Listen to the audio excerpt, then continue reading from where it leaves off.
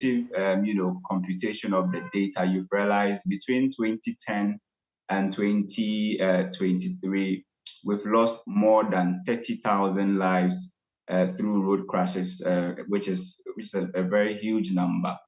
And usually when we are talking about road traffic crashes, we look at some key, 5 indicators, which is the death, the number of crashes, people who die from motorbikes, and then also injuries and another 2, indicators. All of these have seen significant reduction. So for instance, if you look at the number of deaths, comparing 2021 to 2023, we've seen massive improvement from 2,970 to now 2,276. So Ben, if you look at all the key indicators, we have seen a nosedive, which is a positive news for us because we are talking about human lives and each life matters. So if we've seen this significant reduction by more than 500 persons, that's some sort of good news. Right. Let me come to Mr. Waku, Director of Research, Monitoring and Evaluation with the National Road Safety Authority. Yes, the trend analysis points to the fact that there has been some sort of reduction, but give us a breakdown, 2022 to 2023. What really happened, Mr. Waku? Thank you very much. If you compare, as Mr. J said, the figures taking it from 2021 as against 2022, we observed a reduction in the number of the crashes that were recorded, the number of injuries, and the number of deaths, as said. And then, if you compare the 2023 to 2022, for the same period, January to December, we have seen a further reduction. So let me just take the one between 2023 and 2022. In the cases reported, we had a 5% reduction. Vehicles involved, we had 6% reduction. Persons killed, we had 4% reduction. Persons injured, we had 1% reduction. And the pedestrian knockdowns, we had 4.5% reduction. These are good news. But as I said earlier, one death is just one too many. We must be very careful, even though we must take some time and consolidate on the gains that we have made or we are making. We must still be conscious of the fact that there is danger out there on the road. Now, what really happened? The National Road Safety Authority have been executing this campaign over the past 3-4 years, the Stay Alive campaign, where we go out to intensify all our activities and educate the drivers, engage stakeholders, ensure that there is enough stakeholder coordination. In fact, there was so much emphasis on stakeholder coordination because National Road Safety Authority, we can't do it alone. And we have seen all this. The police are doing an incredible job.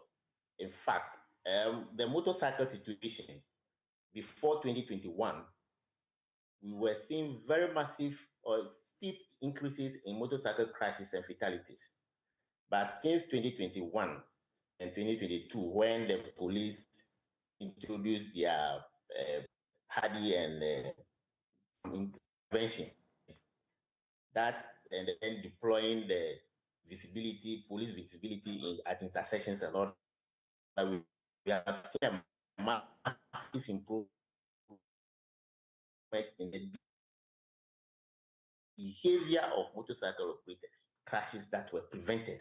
And the DVLA and other stakeholders playing their part in support of the National Road Safety Authority. I think this has attributed to the marginal gains that we have been observing for the past few years. Thank you.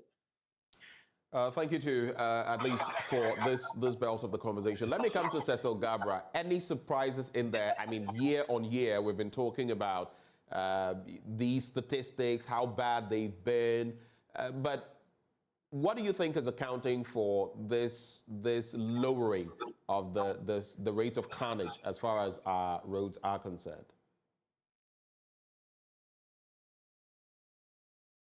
Hello, Mr. Gabra. Hello, Hello. Mr. Gabra, can you hear me? Yes, I can hear you. Did you get the question, please? Yes, I got your question. All right. Right. I'm sure so much that it is the collaborated efforts that we have all put in. And that's from the National Road Safety Authority through the enforcement agencies. Okay. Many people have been so much aware of driving in general, okay, that this is an opportunity to save one's life, like we all see. We become our brother's keeper, and people who have become recalcitrant are changing, and it's really a good one for all of us, right? You could even see that those who were doing Okada now has been discouraged because they have seen a lot of accidents. They've seen their friends' limbs chopped off, amputated, and therefore they've gone to courier. And I will also say that with the courier services, fine, they are doing very well. You can see it.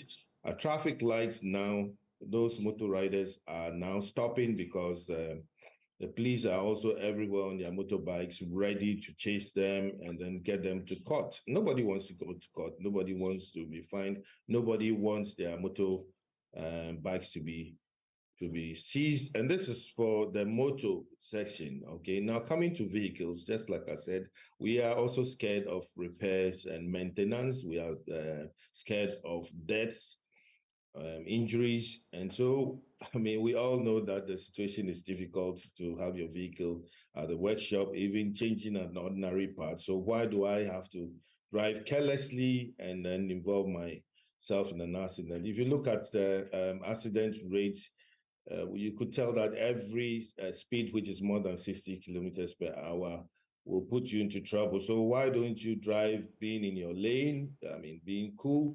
And that has really helped. And I'll also say that multimedia has done very, very well. I mean, for this years to pick up road safety as your baby, hammering with other stakeholders, including the National Road Safety Authority, including Isaac. All of us have done so well. But we shouldn't stop. We should continue.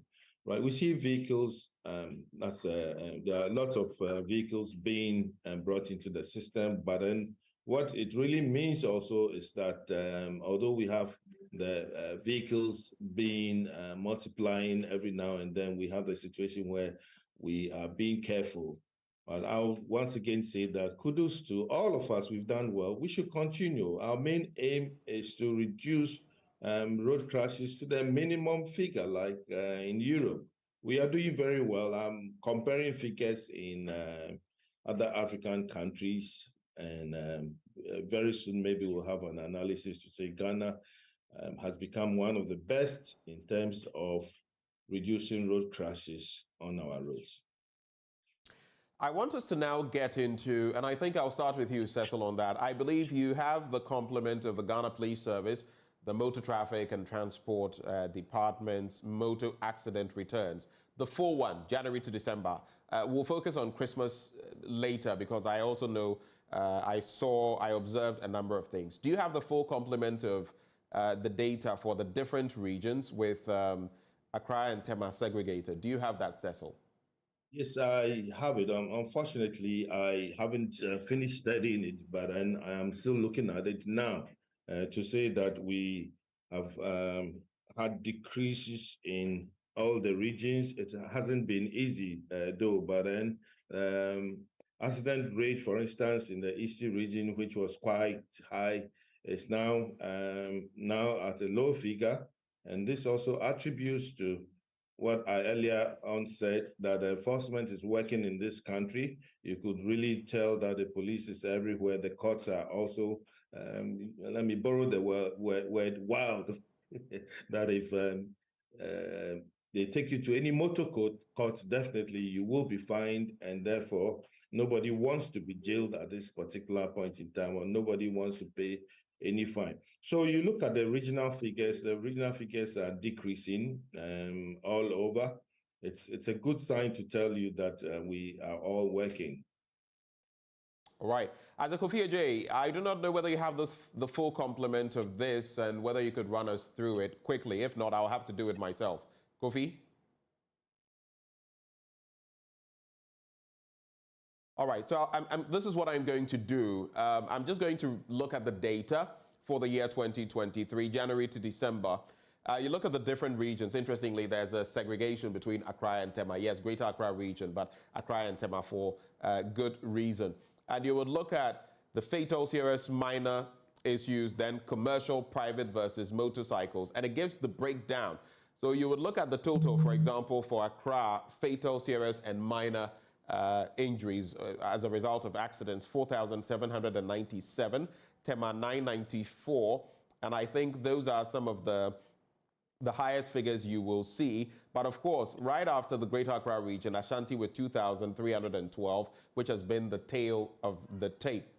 Then you also look at the private vehicles. You have 5,285 of them involved. Commercial vehicles, 2,229. Motorcycles, an area that has been a thorny one, you can look at 1,370 of them involved. So the total vehicles, you would have 8,884, and you also look at the total injuries. But something I found a bit interesting as we talk about the downward spiral or the spiral in the figures. If you look at the close of 2023, and then you look at the number of cases reported, you would find 14,135 in 2023, and in 2022, 14,960. Okay, so that already tells you that something has happened better in 2023 compared to 2023, yes, compared to 2022.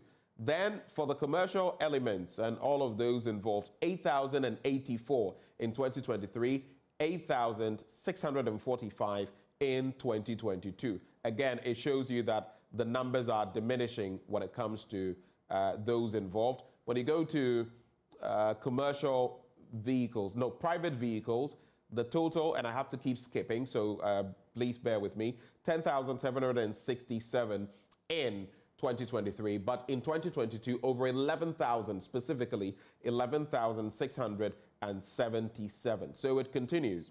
Then motorcycles, I'm concerned there. Interesting picture, 5,147 incidents in 2023. When you go to 2022, 5,432. With all of these metrics, it appears we have made some gains, some marginal, others large. Total vehicle count, you have 23,998, but in 2022, 25,754. So you look at all of these figures and realize that some major gains have been made. Let me come to you, Mr. Waku.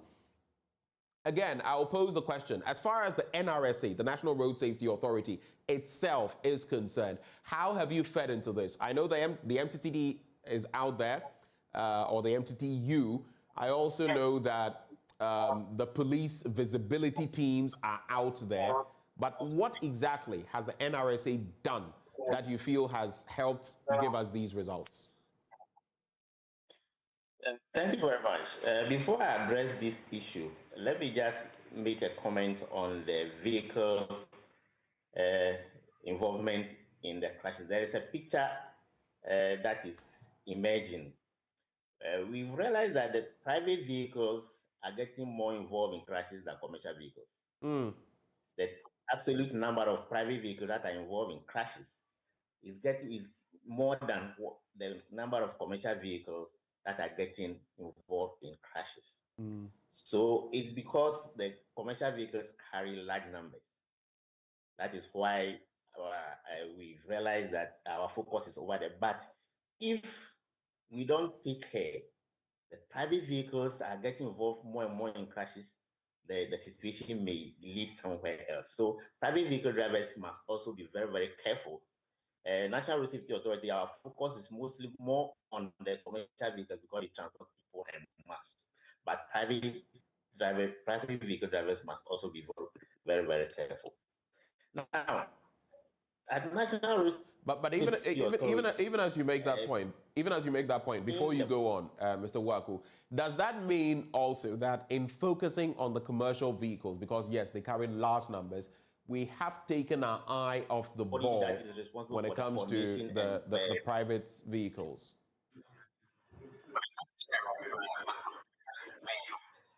Well, one way or the other, we operate with very limited resources.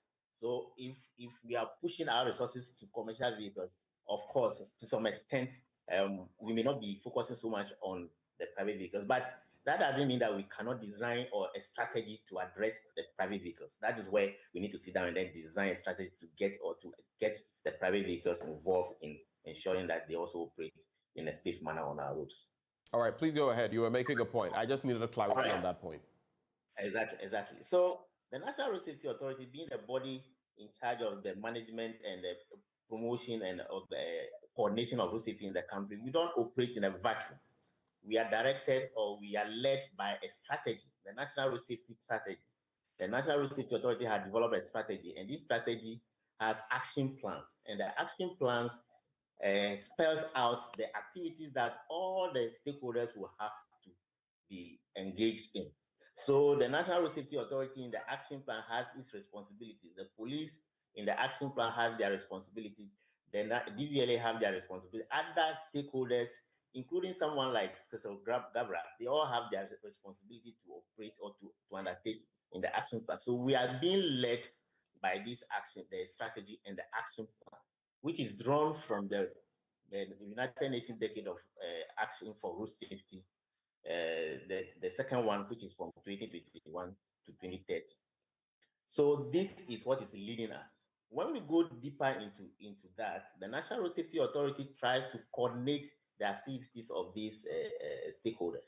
So we hold, for example, quarterly peer review meetings with all the stakeholders in the road safety space. For example, the DVLA is represented, the police is represented, the road agencies are represented, the emergency services are represented, and other civil society organizations are represented in this peer review, so that we know what someone is doing, where we are not doing too well, then we point it out, where we can collaborate and make gains, because where we have to depend on synergies, then we point all this out to lead us. So these are some of the things that we do. The National Road Safety Authority on its own, for example, we are mostly involved with road safety education and campaigns. So we have regional offices all across the country, and we go out there to conduct our campaigns, to engage the drivers, to engage pedestrians, to engage motorcycle riders, to engage passengers, to engage virtually all categories of road users across the country. So this we are doing even at the regional levels. We are doing collaboration with all the key stakeholders in the road safety space. In fact, recently, we have made a major progress in collaborating with the assemblies. And therefore, the district assemblies and municipal assemblies are now going around, even coming up with what, setting up road safety committees. And when these committees are set up, they are going to what, take road safety to even the district levels where we are not yet represented now. So in the near future, the future looks quite okay, but we need to collaborate. We need to work together. We need to put in more effort. We need to be more conscious about our safety on our roads. In fact, the National Road Safety Authority, as I sit here as a director for research monitoring evaluation, I'm not the one going to be the one to drive the car for you when you are out there in the road. I'm not going to be crossing the road for you. So the personal responsibility, you have to take your personal responsibility into your own hands. That's the first point of what, safety, your own self. As a driver, make sure that you are doing what you need to do to protect yourself first and protect the people that you are carrying or you are transporting. As a motor rider, make sure that you are protecting yourself first. If it is red, it is red. There is no point in trying to say that I have to be smart and fast. If you are a pedestrian, remove that earpiece from your ear and walk and be very, very conscious of the environment in which you find yourself. As a passenger, we have a role to play. Some drivers are out there to misbehave. At least point it to them that what they are doing is wrong. So everybody has a role to play. as much as possible, all the stakeholders, we are trying to do our bit. And I'm sure if we all come together, we shall achieve even much greater improvements in our road safety situation. Thank you. Thank you for now. Let me bring in Mr. Gabra. Mr. Gabra, so having listened to Mr. Waku, one, he talks about the fact that admittedly, while they've committed more resources to dealing with commercial vehicles, it appears to some extent their eyes have been taken off the ball of private vehicles, and that is resulting in the numbers, the increments that we are seeing. So if you look at the figures, you would notice that for commercial vehicles, we are looking at a total number of 2,229, while for private vehicles, it is actually pretty much double that figure, 5,285. Where do you think we're getting it wrong in that regard? And how do we remedy it? I would say, again, well done to all stakeholders, especially the leading stakeholder, which is the National Road Safety Authority. I have been attending programs that they've been organizing. I attended one and I had GPRTU, the unions coming up with a very good, shall I say, proposals and steps that they have taken. Okay, which was an excellent one, and it was spearheaded by the National Road Safety Authority. So that alone has brought the commercial drivers or commercial vehicles accident rates lower than that of the private. For the private, you and I are involved in this, and therefore many of us do not even care when they are driving. Okay, this morning, for instance, I on the Spintex Road where I live, I saw someone driving at top speed in the middle of the road, and then I think he was just avoiding lateness.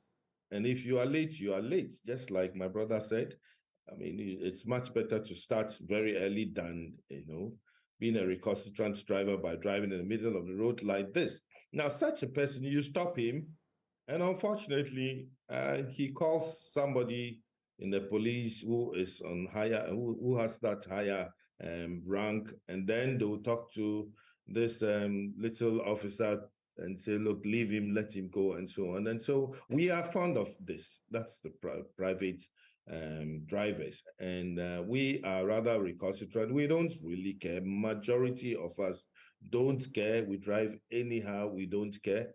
There's this issue of tinted glasses. You look at majority of vehicles now, they've all gone to tint their glasses, but they've forgotten there's a law. And in the evening, you sit in that vehicle, you can't even see outside. And I've been wondering why the tint and so on. So we are not scared of the laws. That's I'm talking about the private vehicle owners who are the main culprits now in road crashes. We don't care. We are not our brother's keeper. We are always in a hurry. And I think the police or the enforcement agencies must have this hard work to do by checking on us. And therefore, nobody wants that. We all want to see everybody arriving alive in one piece, not in pieces, because our family needs us, our companies needs us. And therefore, we just have to be one in reducing road crashes to a minimum figure. That is what I feel.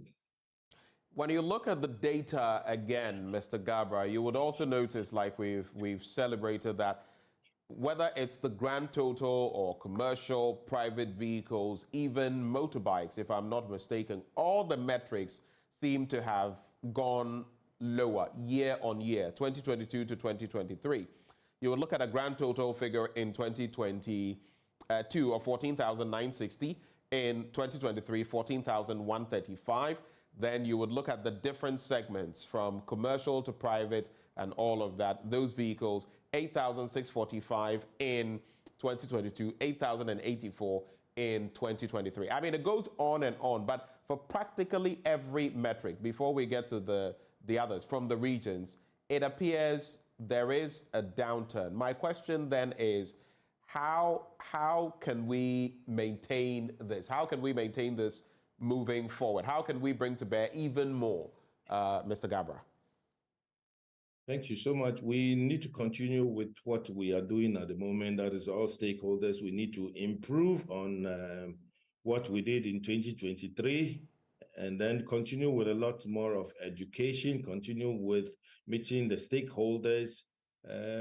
I still encourage the National Road Safety Authority to continue with the major drive and then increase the number of meetings, not even every quarter, if it is monthly. Everybody must bring his report. I'm talking about every stakeholder, including the GPRTUs, the Protea, all the unions. For them, it should be like a homework. How many accidents have you recorded? That is the unions. And then what have you done? I believe in giving us that homework, and we should continue. And I also praise multimedia. Please don't go away from road safety. Let us continue, because in Ghana, 99% of goods and services are still transported by road, and to continue forever till Ghana is so much developed that we will rely on air, sea, and train, the rail, and so on. But for now, once we are using the road as a major transport system in Ghana, we need to still continue with education. Education is the focus. If you don't talk to the African driver, he will go back to where he was. You become still as naughty and say, oh, the police is not there, let me do my own thing. It is to do with also speed, where National Road Safety Authority needs a lot of support financially, okay, to bring in the right gadgets, because if you look at the nature of accidents that we have in this country, it is to do with speed, and then if it is deaths, it is speed. And then if we have the right equipment to control speed, to arrest, and so on, I believe that our figure will drop by maybe about 15 to 20% in the coming year, end of 2024. Let us now get into the figures when it comes to Christmas, and I just wanted to take a look at some of what was brought to bear. Again, some positives that we chalked there, apart from some specific areas. You would look at Christmas 2023, Christmas and the New Year in 2023. You look at the number of cases reported between the 24th to from the 24th to the 26th of December and the 31st to the 1st of January. So the 31st of December 2023 to the 1st of January 2024. You would notice that in 2023, we recorded 236 cases of road crashes. In 2022, there were 203 of those recorded. So the change there, 16.26%. And that's the only, should I say, anomaly, because then you get to the vehicles involved, 417 in 2022. There's also 356 in 2020. In 2023, 417. In 2022, 356. But then right from where persons killed are involved moving, the dynamics changed. The persons killed in 2023, 37. Those in 2022, 47. Persons injured, 247 in 2023. Those in 2022, 296. And then pedestrian knockdowns, 50. Marginal difference. 50 in 2023. In 2022, 51. You would notice that while the first two metrics, cases reported and vehicles involved, actually increased in 2023, when it comes to the persons killed, persons injured, pedestrian knockdowns, there are fewer numbers in 2023. I'll come to you, Mr. Uwaku, on this. What is your reading on this? What do you think caused it? Was it because of the visibility?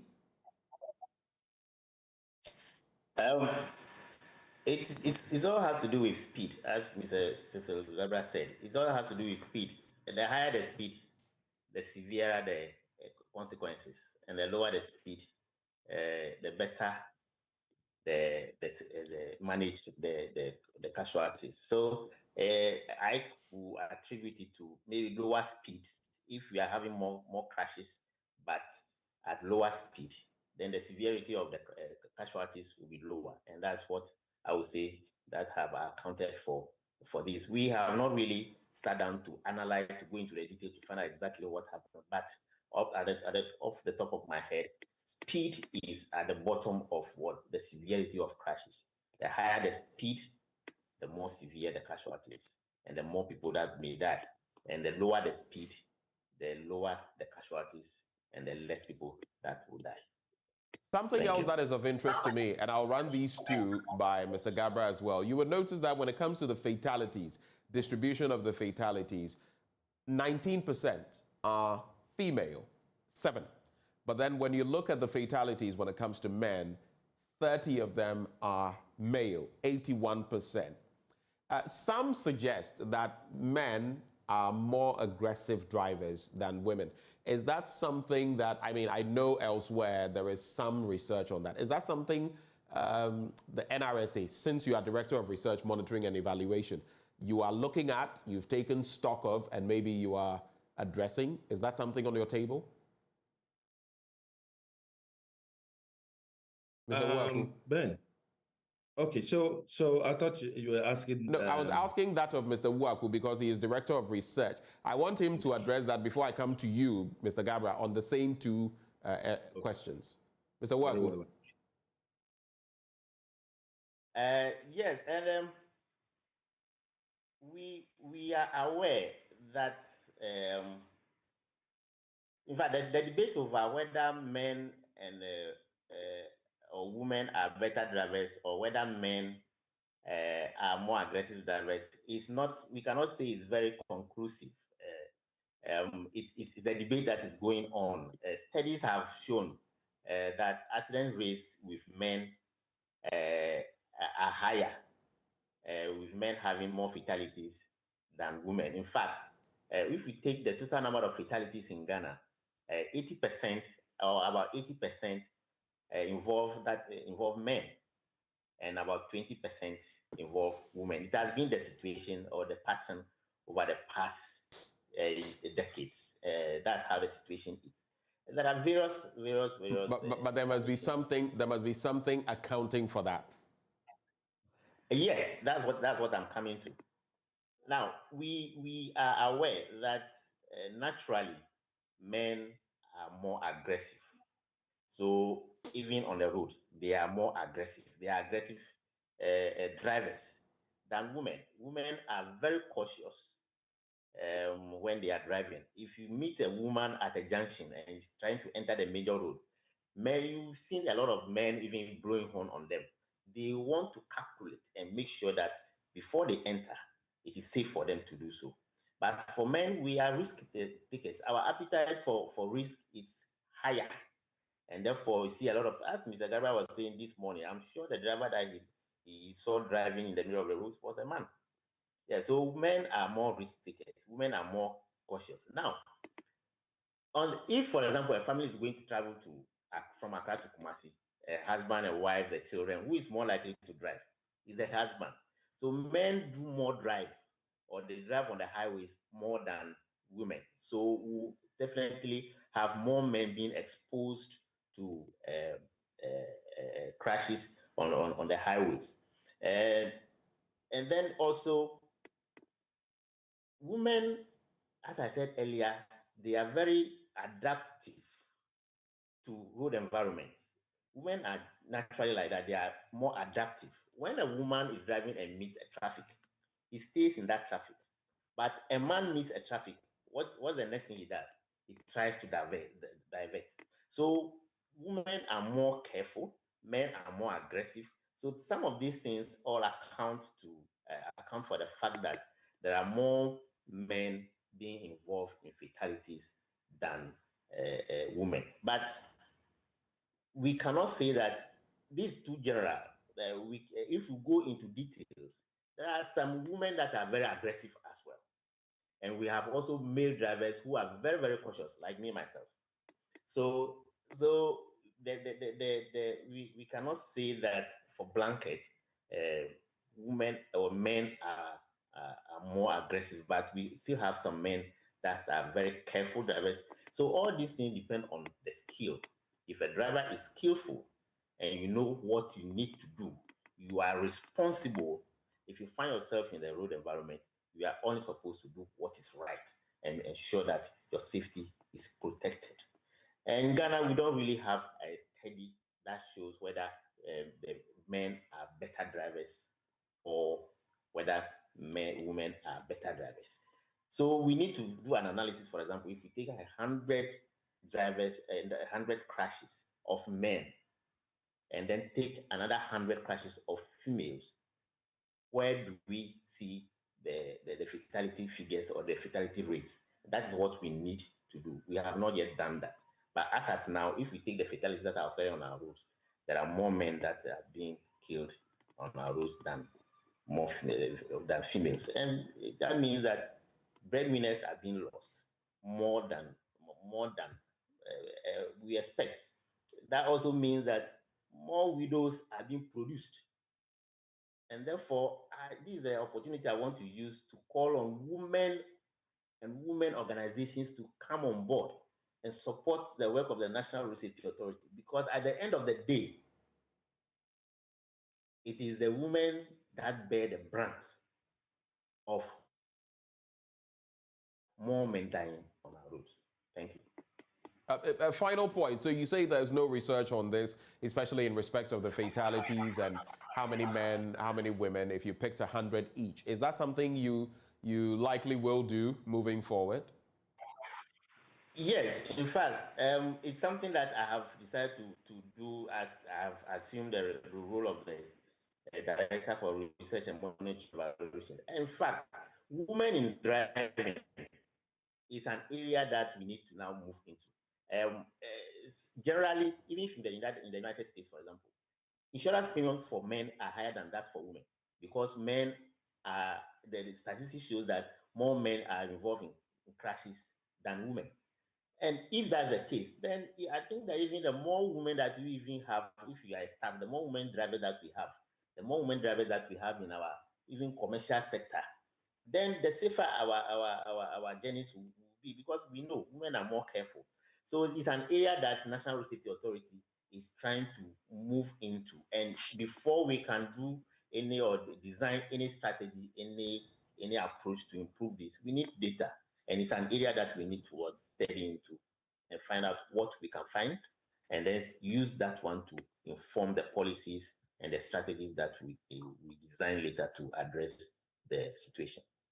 Let me come to you now, Mr. Gabra. So 2 questions. One, the accident rate and of course the fatality rate 2023 versus 2022 and the differences we see, whether there are any surprises in there. Of course, like I said, I saw a lot of the police visibility teams in different stretches of town. That is one. Then 2, this whole bit about the distribution of fatalities by sex. A paltry, well, life is life, so maybe I shouldn't say a paltry, but 7 or 19% fatalities for women, but it's a whopping figure when it comes to the men. 81%, that is accounting for about 30 men during the Yuletide and the New Year. What are your quick reflections on these 2 points, and what do you think accounts for those? Last, which sounds quite interesting, with Daniel trying to explain the women versus the men. However, I will continuously say that, yes, women drive better than men because of the training programs that we organize.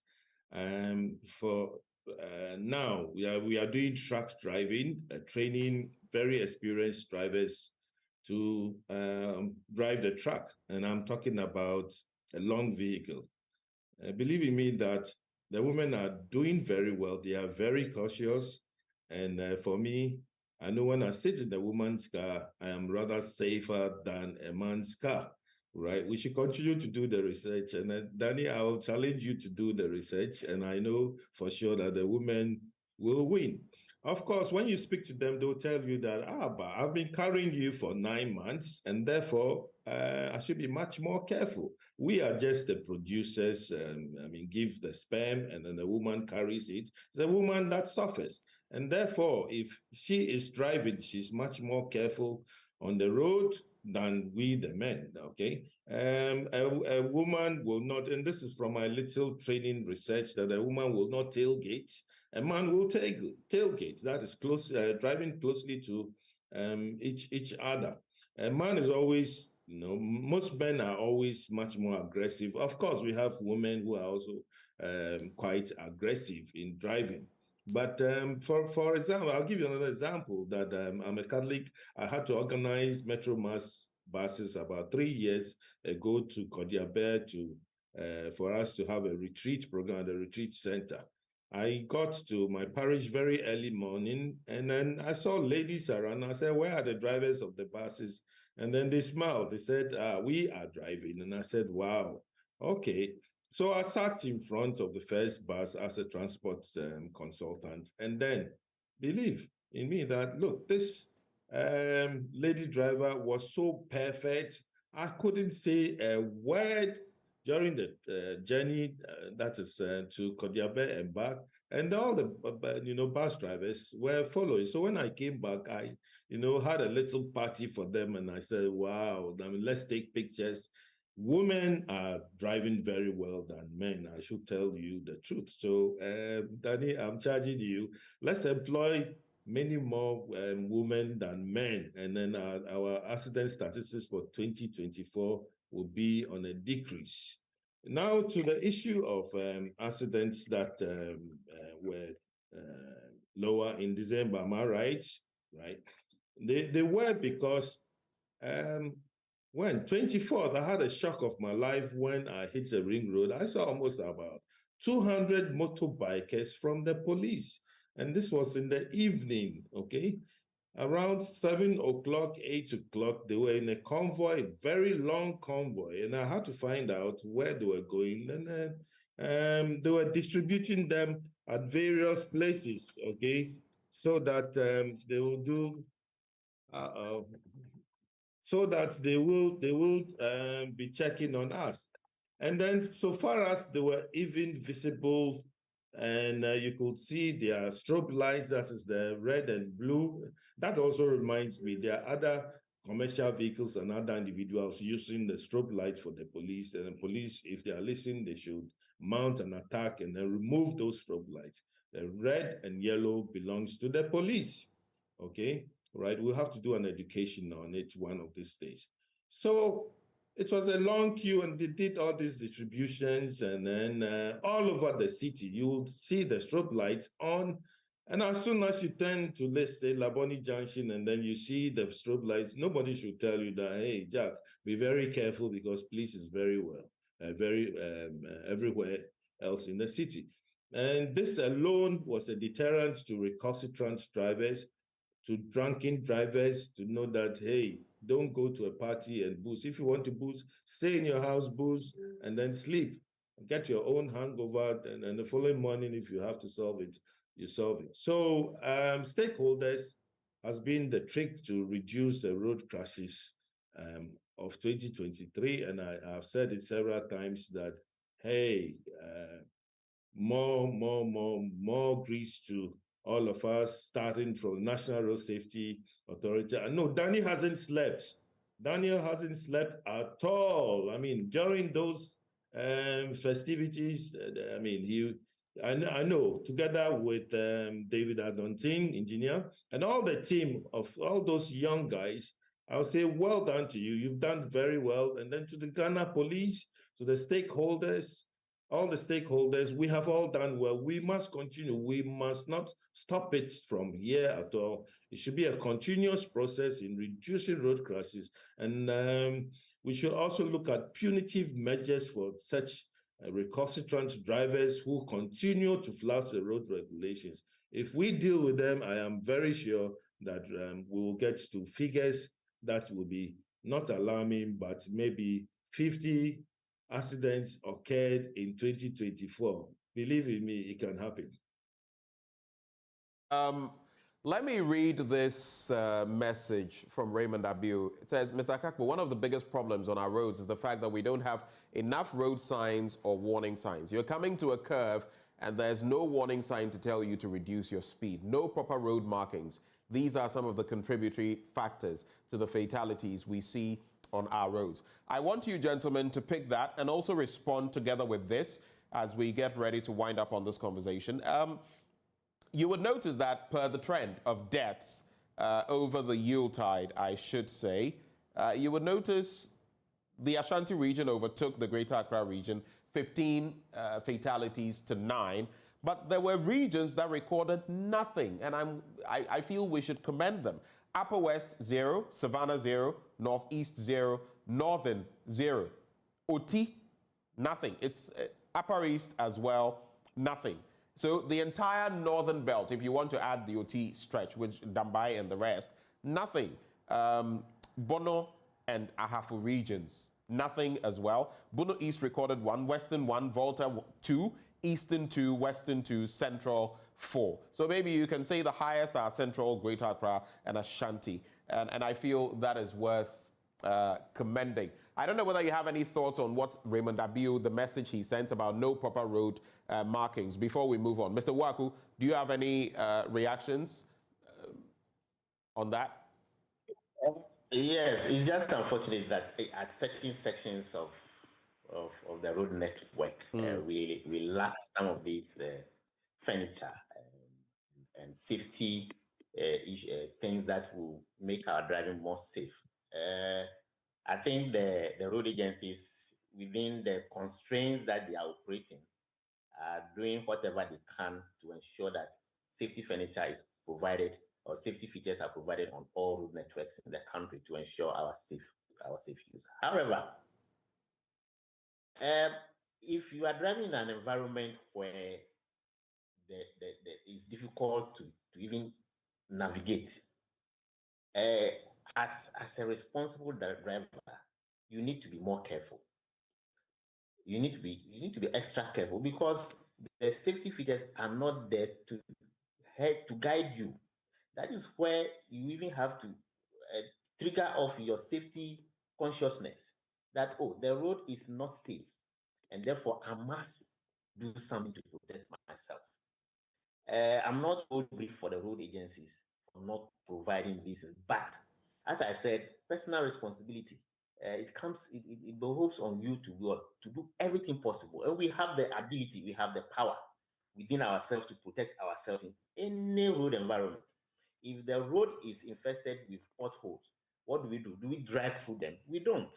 We take our time to go through the potholes, dodge them, and make sure that we arrive safely. Okay. And sometimes when we even have the very good roads, what do? Rather abuse it. Yes. So I always say that if the road environment is not conducive, if it is challenging, it is now your responsibility to provide safety first and to make sure that you do everything possible to protect yourself first and protect other road users. Just as Mr. Gabra said, let's be each other's keeper. Yeah, thank you. All right. My final question to you both, brief comments, and then it's a wrap. I'll start with you, Cecil Gabra. Something else, sometimes you interact with the road users, whether private or commercial, and they tell you fuel prices are high. Now there is the vehicle income tax if you own a vehicle that is running Uber, Yango, Bolt, and all of those in between. And then there is the emissions levy. So in simple terms, you remember Lord Kenya's song from back then, Driver Susuko Nkunim Abotrewie Nkunimdie. I'm sure both of you remember that song. Patience results in victory, right? Some will tell you that, no, now with fuel prices, with the taxes, with the levies, listen, I see a contem, near bantem. So they are trying to cut all kinds of corners. How can we deal with that? That's my final bit to you. I'll start with you, Cecil. Well, I think we should just go by the song, okay? Because whatever it is, we are carrying lives, and therefore we must all arrive in one piece and not in pieces. Like we all say, it is really important to think about the people you carry than the money that you would have in your pocket. Remember that when you keep on having money, and then you kill any human being, it's the same money that you need for the funeral. and then funerals are expensive. So let's just go easy. Let's leave the government to do its own thing, taxes and so on. And then for us, we will drive cautiously, and then we will save people's lives than getting angry on the road. If you get that anger, then anger doesn't go with driving. Anybody who is angry cannot operate any equipment such as the vehicle that you drive. Let's go easy. Things are tough. We all understand it. But then what can we do? Are you going to hang yourself? No, we are not going to do that. We'll still be in the train, and then we believe one day, things will look better for all of us. Let's be just patient.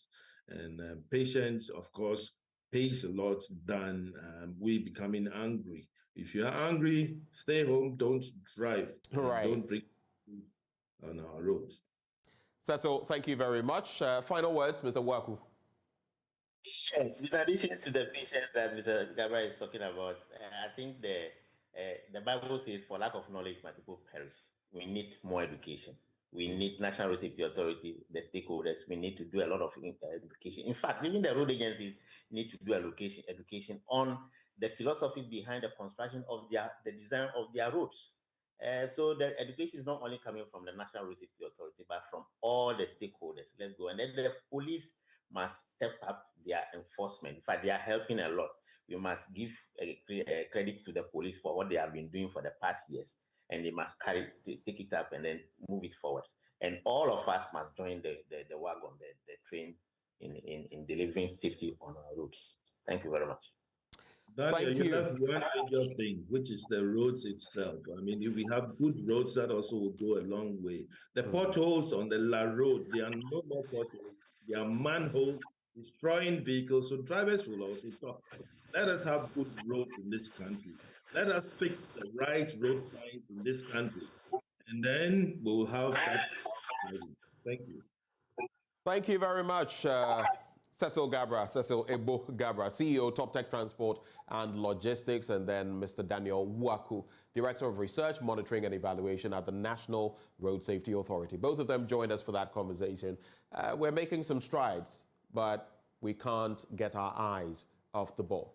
Now, we've had this conversation, it's done and dusted. We're going to take a bit of a breather. When we return, we're going to be hosting the administrator of the GET Fund, Dr. Richard Ampofu Bwedu. It's a conversation on the GET Fund, the scholarships they have on board, and how you can benefit from them, whether you're an undergraduate or a graduate. That conversation coming up next on the AM show. Do stay.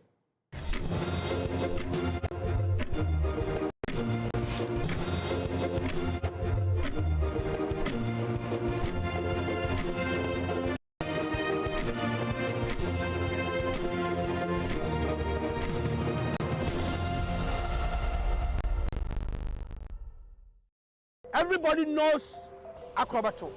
And if you know Acrobato, it means you know M-Punch Homeopathic Clinic. M-Punch Homeopathic Clinic is my pillar.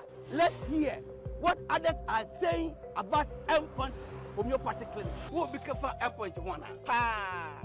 Chese na me ankasa me period na se problems wom ntina ma wo ho idea ma me papa chese na nya asem ketewa na me coin point no mo hwe me mogam no mo hwe bibia na so mo meduro me fire no ene ma won kra mienu foforo kwa na mkwan mu a eba and everything yourself me ma me no adwodwo eda ho a wontumi nante and then ko end point o mama nuru a and then ho idea watimi asori anante. That's end point for you of Acrobato. Hello hey ohwehwe what che okay a free bra wo di end point what dance am me ko ye no me Jones sema na enkoyie and person na my mre nyina na magina sabema na me be fear for there e ho na nyina jaresa. You heard everything. I have secret. M-Punch is my secret. M-Punch Homeopathic Clinic. I'm free. Hi. Now let me share my wildlife experience with you at Safari Valley Eco Park. Welcome to Safari Valley Eco Park. Our electric shuttle pulled up, and in no time our tour began. We were surrounded by wildlife from the moment we entered the Eco Park. We were greeted by experienced tour guides who took us through orientation and how to better enjoy the experience. Watch these animals roam freely in their natural habitat undisturbed by our presence. We saw zebras, sable antelope, brown crane, mara, silky chicken, nyalas, Shetland ponies, and so many animals I just couldn't keep up. Our tour guides taught us so much about the wildlife, their behavior, and how to interact with them. I even fed them. We also went fishing on a man-made canal. Then we took a break to have lunch in this serene environment. All this amazing experience for this price for adults? This price for teenagers. It's a bargain. As the sun began to set, it was time to go back home, but not before dinner by the campfire. It has been a thrill of a lifetime, and I can't wait till my next visit. Safari Valley Eco Park, bringing you closer to nature. Oh, and chaos reigns! Yes! Back in the day, I was Ghana man, but something was missing until I found the one. HD Plus is not your regular free-to-air decoder. For a small fee, you get to experience great services and exciting world of content. Dial *879# on your mobile phone and subscribe for as low as 290 cedis. Fashion, this one is different. The images are 5 times clearer in HD picture quality, and I'm loving the feely experience. HD Plus, I love you. But I'm still here. HD Plus, for better, for less. That's right. Get your HD Plus decoder from any Electroland outlet or our dealer shops.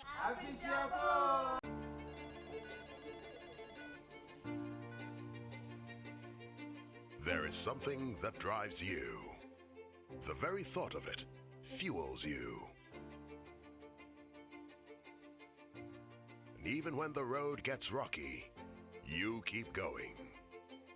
Just to get the results that matter. It could be about you. It could be the lives you touch. It could be about something dear to your heart. Such results leave a sweet lingering smile, a sense of fulfillment. That's why you work till late, yet rise with the sun. Yes. Your drive knows no limit. Do it with Stanbic Bank, where we spur you on to get the results that matter.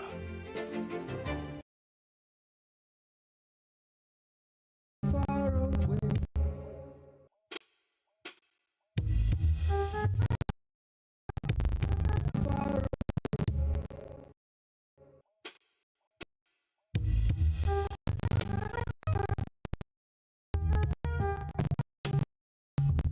Them get ice, but them know they see.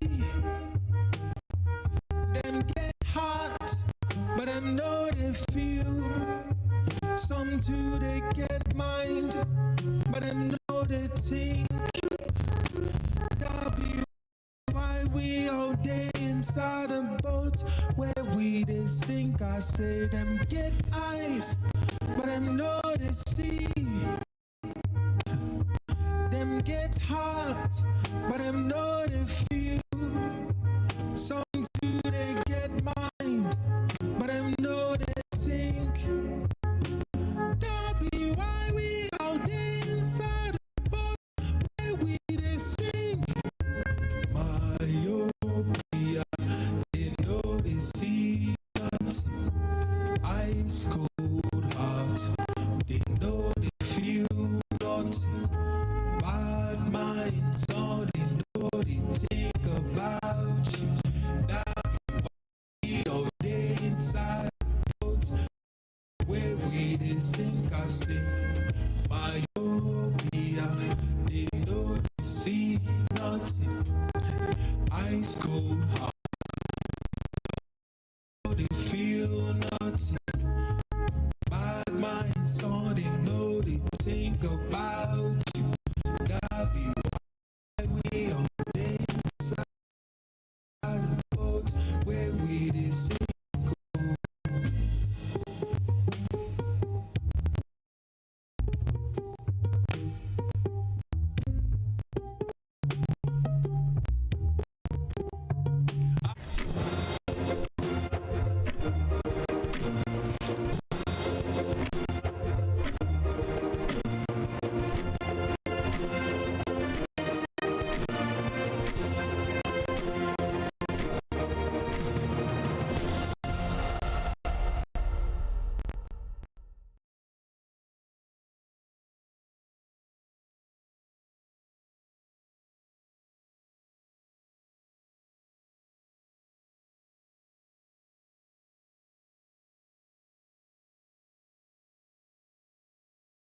Welcome back on the AM show. Let's focus on education now. We all know about the GET Fund, but for those who may not have a proper scope of what it does, what is the GET Fund? What is it per law supposed to do?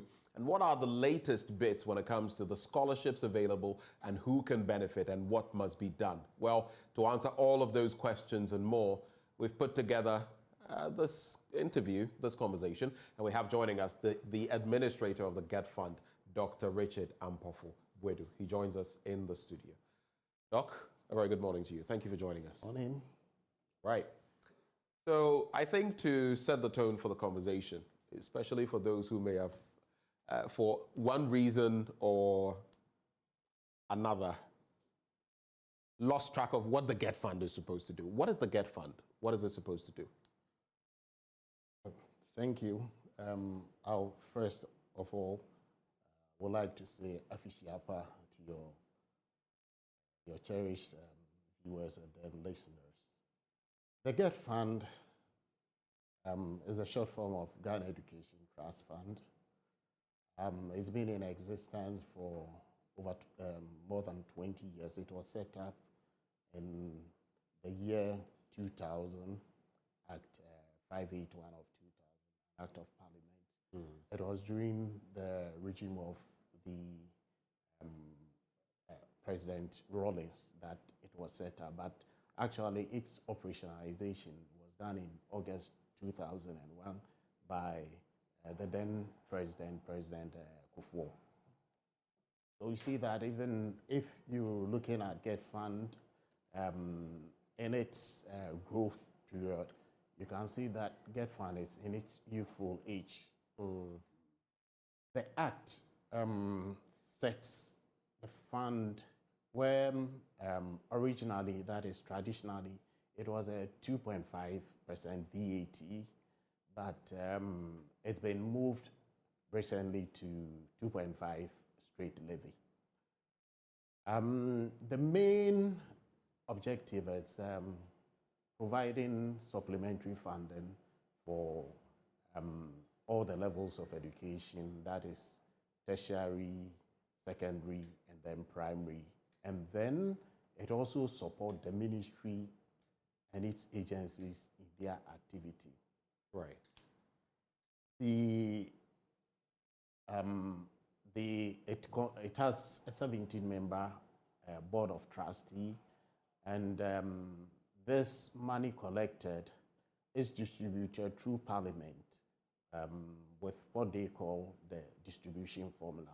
Right. So GET Fund has an oversight responsibility from Parliament in terms of its operation, in terms of disbursement of its financial operation. I will say that historically, about 70% of GET Fund, the money, the accruals that come to GET Fund, is used for infrastructure. There are others too, but scholarship has... What percentage did you say? 90%? 70%. 70%. Normally goes to infrastructure development. 5% goes to scholarship. But the history of scholarship started about 14 years ago.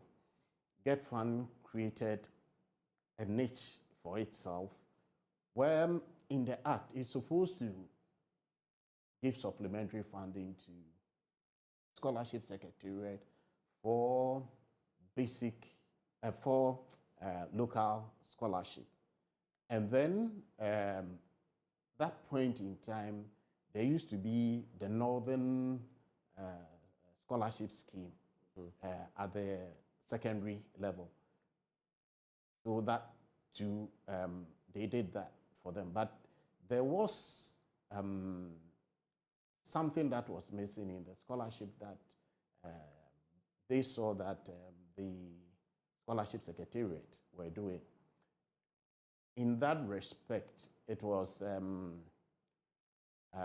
the general scholarship that every people, the Ghanaian know that you apply to the Scholarship Secretariat, they give you scholarship for you to move through the undergraduate, postgraduate courses.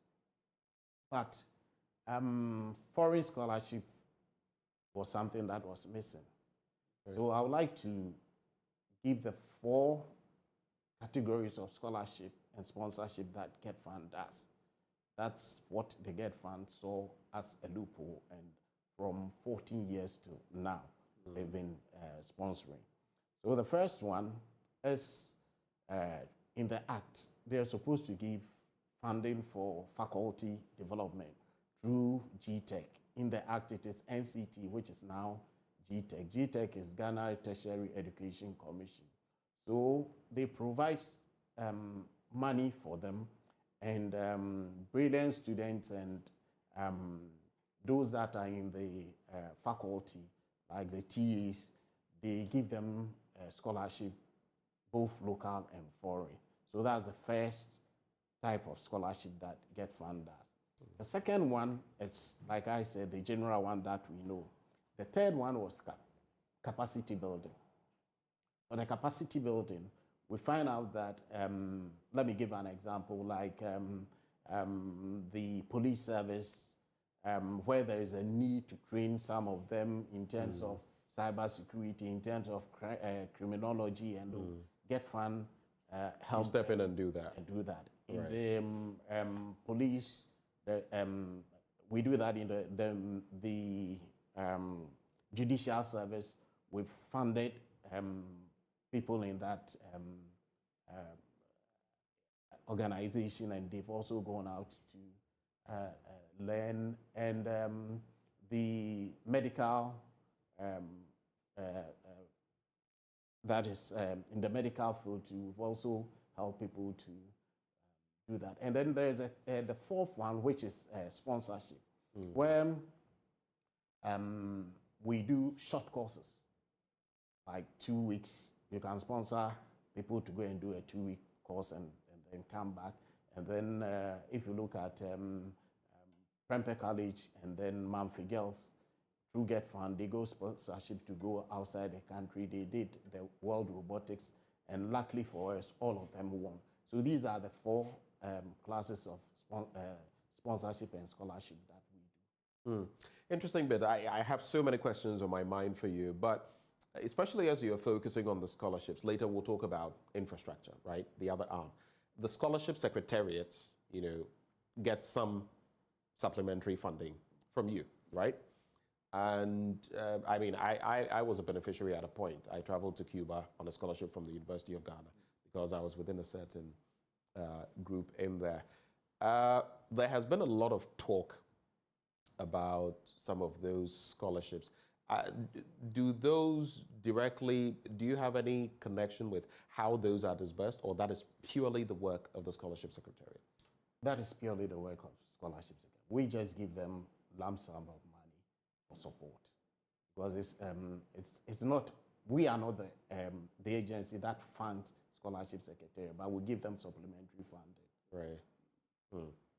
All right. I'll come back to other matters later. So walk us through, in a year like this, I know there will be undergraduates who would want to benefit from your different scholarship schemes, graduates as well. Walk us through the program categories that we are looking at for these people who may want to benefit from scholarships. Later, I'll leave some stuff for the back burner, but let's focus on the scholarships.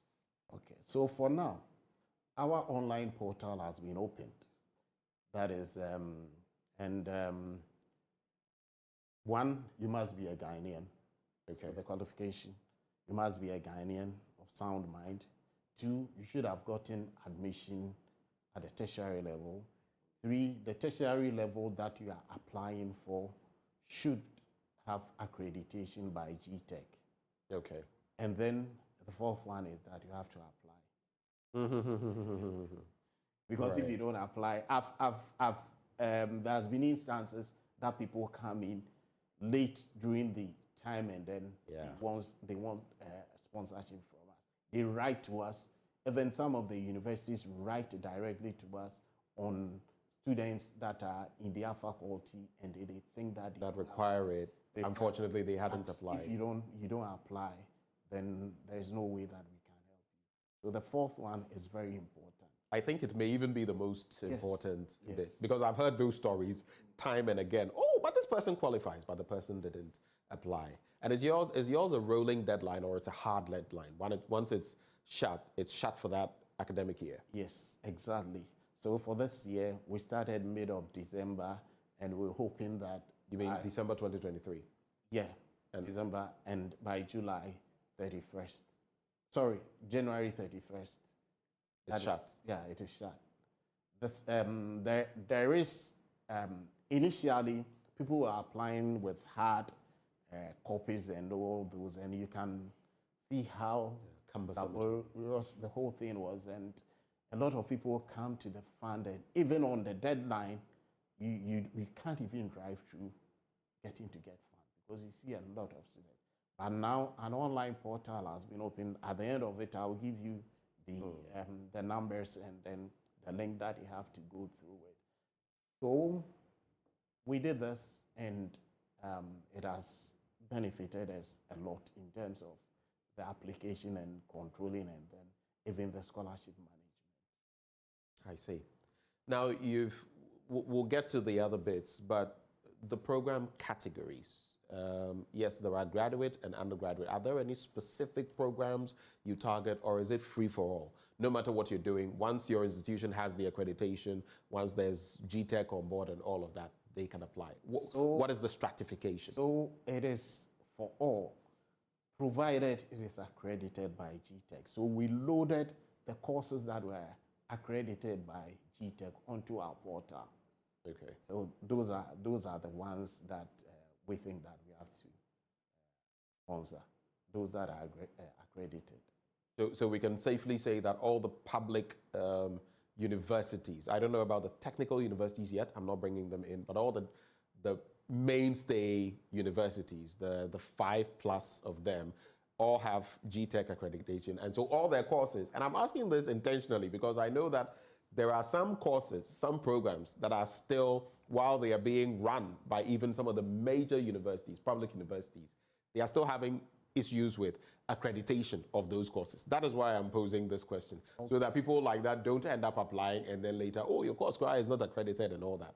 So okay, so if I should bring clarity to that question, I said that those courses that have been accredited by GTech, so we picked it from GTech. It was a collaboration between GetFund and GTech. Okay. And on the portal, you will find those courses in there. So that is it. And then let me also clarify this point too. It is for both private schools and public school. It is not 5 universities. Now, no, I only cited those because at least those I can vouch for and say that for GTech, as for the private, you don't know which ones, and I can't mention names. That's why I only use them as an example. So even the schools have been loaded onto the portal. So when you go in, you find your school, if it is accredited. You find your school, and then you just take it, and then the courses that you are doing. So for instance, if you take a private university, and then you go onto the portal, it will show you the courses in your school that have been accredited, so that you can just take it and then move on. The system is so free. It is cumbersome. We intentionally did that. The system is cumbersome. No, it is not cumbersome, but there are a lot of questions for you to answer. Okay. But it is very simple. It is very simple, but it is loaded, if I should put it right. Why is that? No, it is intentional. There are some of the questions that are repetitive. We did it for a reason. Okay. What reason? So leave that to us. Yeah, but it's interesting to find out. I mean, you're here having a conversation on your platform, the questions, and how some of them are intentionally repetitive. Let me just say this. Your credibility is also something that we just want to tease out.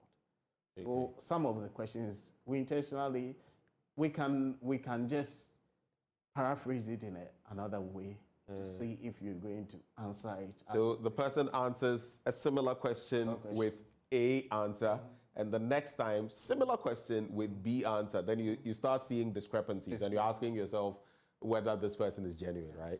You're sifting through. Yeah, those are some of the things. Because we are not getting a chance to interview the students. So by your correspondence, we're able to sift something out of that. All right. Thanks for those answers. I deliberately posed a question about those courses and accreditation, and you've answered. So basically, if you're applying, you go on the website, you must ensure that you are checking for both your institution and then the program that you're looking for. Once both are there, you have the green light. You can go ahead, right? Yes. Okay. Now let's look at, beyond this, what else? So the process is purely online? Yes, it's purely online. Yes. Okay, no submission of hardcore documents. No. So that there are no Goro boys in the system, right? That is it. And make sure that you are minimizing the tendency of somebody even coming. So if you come to get fund and it's of scholarship and you want to see the administrator, you won't. I see. You'll not be allowed. But how do you know? Yeah. Someone may come with a different reason, and all of a sudden they are in your office and they are talking about, oh, and the scholarships and this and that. What do you do then? Do you call security to walk them out? Oh, I will politely let you go down and follow the rules. I see. There's also talk from time to time, before I get back to Goroism and the Goro boys, there's also talk from time to time that regardless of which political party is in power, there will always be some arm twisting, some influencing when it comes to get fund and scholarships. How true is it? You see, I always sit here. I think this is about the fourth time from last week to this week that they are asking. It is because it is something that we all, come face to face with. It's based on perception. Based on perception. Yeah, based on perception. And last year, November, we did a stakeholders meeting. I think it was an interview some time past that at one of the radio stations, a person said that, hey, it looks like get fund. People fear get fund, and it looks like it's something like a cult or something. And they were even saying that, oh, your position, the administrator, people fear you. And I said, I'm a simple man. I operate an open door window. When you come to my office, I can laugh with you. So that myth has to change. In our stakeholders meeting that we had in November, that is the reason why we've even decided that every year we're going to open up, let people know what we've done for the past year. We review what we want to do the following year, and then people criticize and then give us constructive ideas, and then we move on. That has shaping the GET Fund till date. And for 2019, for instance, and I always want to use this as an example, all students that applied on our portal, medical students, pharmaceutical students, nurses, and then health and allied courses. All of them we give scholarships to. All of those that apply? All of them. Yes, wholesale awarded to them. Those were the times. Why was that? It was the committee. We have a committee that does the selection. And I'm not even part of that committee. So they decided that, okay, for this year, this is what we're going to do. But every year they change their mode of how the award will be. I can tell you in 2023, last year, what happened was all the students that got 4 A's and above, and all ladies, not all the students, all gents that got 4 A's and above, and all ladies that got 3 A's and above, they were awarded sponsorship.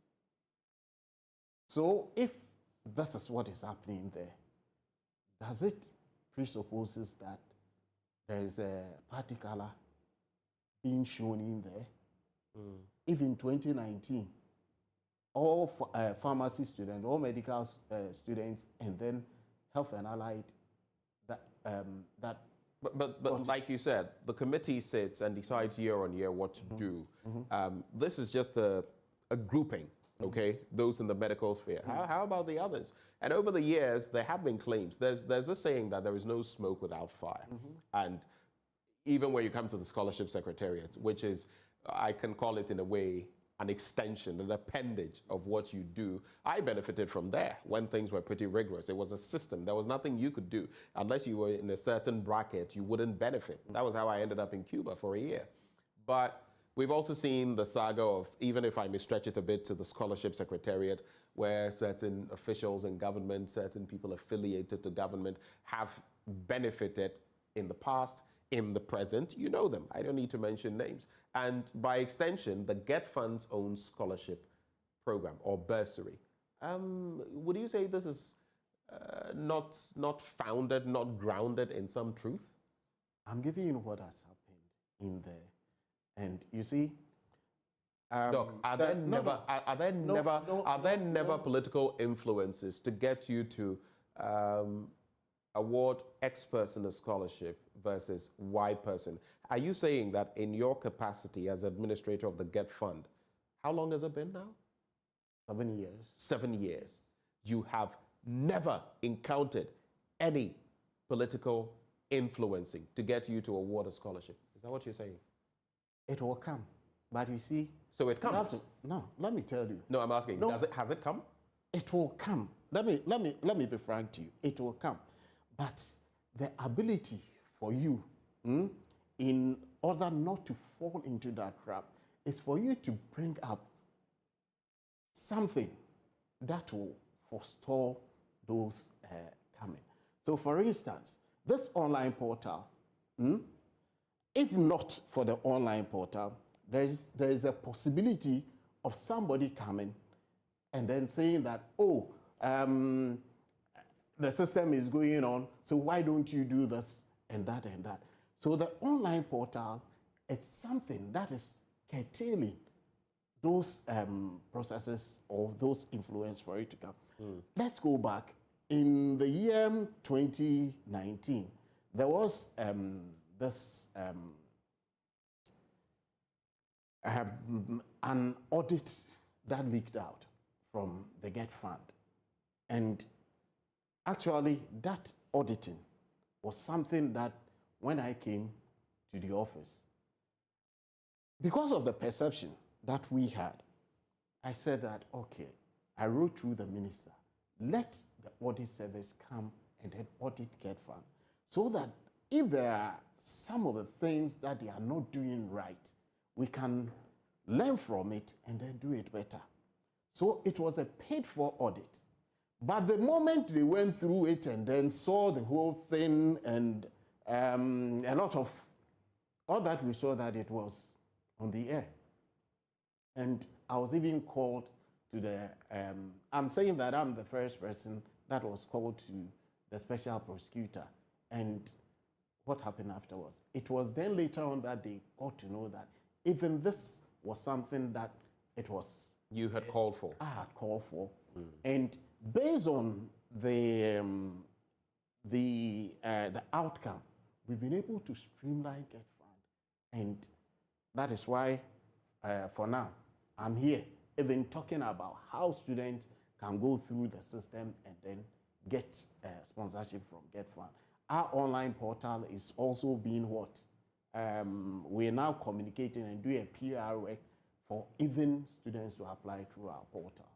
So that is it. So it is, you put systems into place that will check some of these things. Yes, but no system is foolproof. Even in the most advanced democracies, the systems sometimes, I mean, famously, who would have thought, this is a bit of a wide example, but who would have thought that President Trump would, in a place like the United States, would call for his supporters to invade the Capitol and suggest that the election had been rigged in a democracy like the United States? Who would have thought, right? So are you saying, I mean, do you still get those pressures coming on you? Let's say within the last window, 2023, or even this current window, has there been pressure from any quarters on you? I don't need you to mention names. Does that pressure still come? See, what I'm trying to achieve is for that perception. You said it, that is nothing that is 100% proof. So if I can get the perception is now being eroded, and then they trust the system and they know that at least if you apply and you don't have somebody to just follow you up or something, you're going to get it. That's what I'm trying to achieve.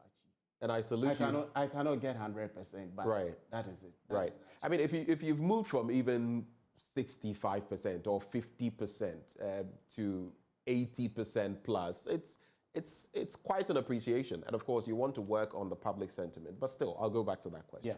Yeah. Are people still pressuring you? It will definitely come. All the time?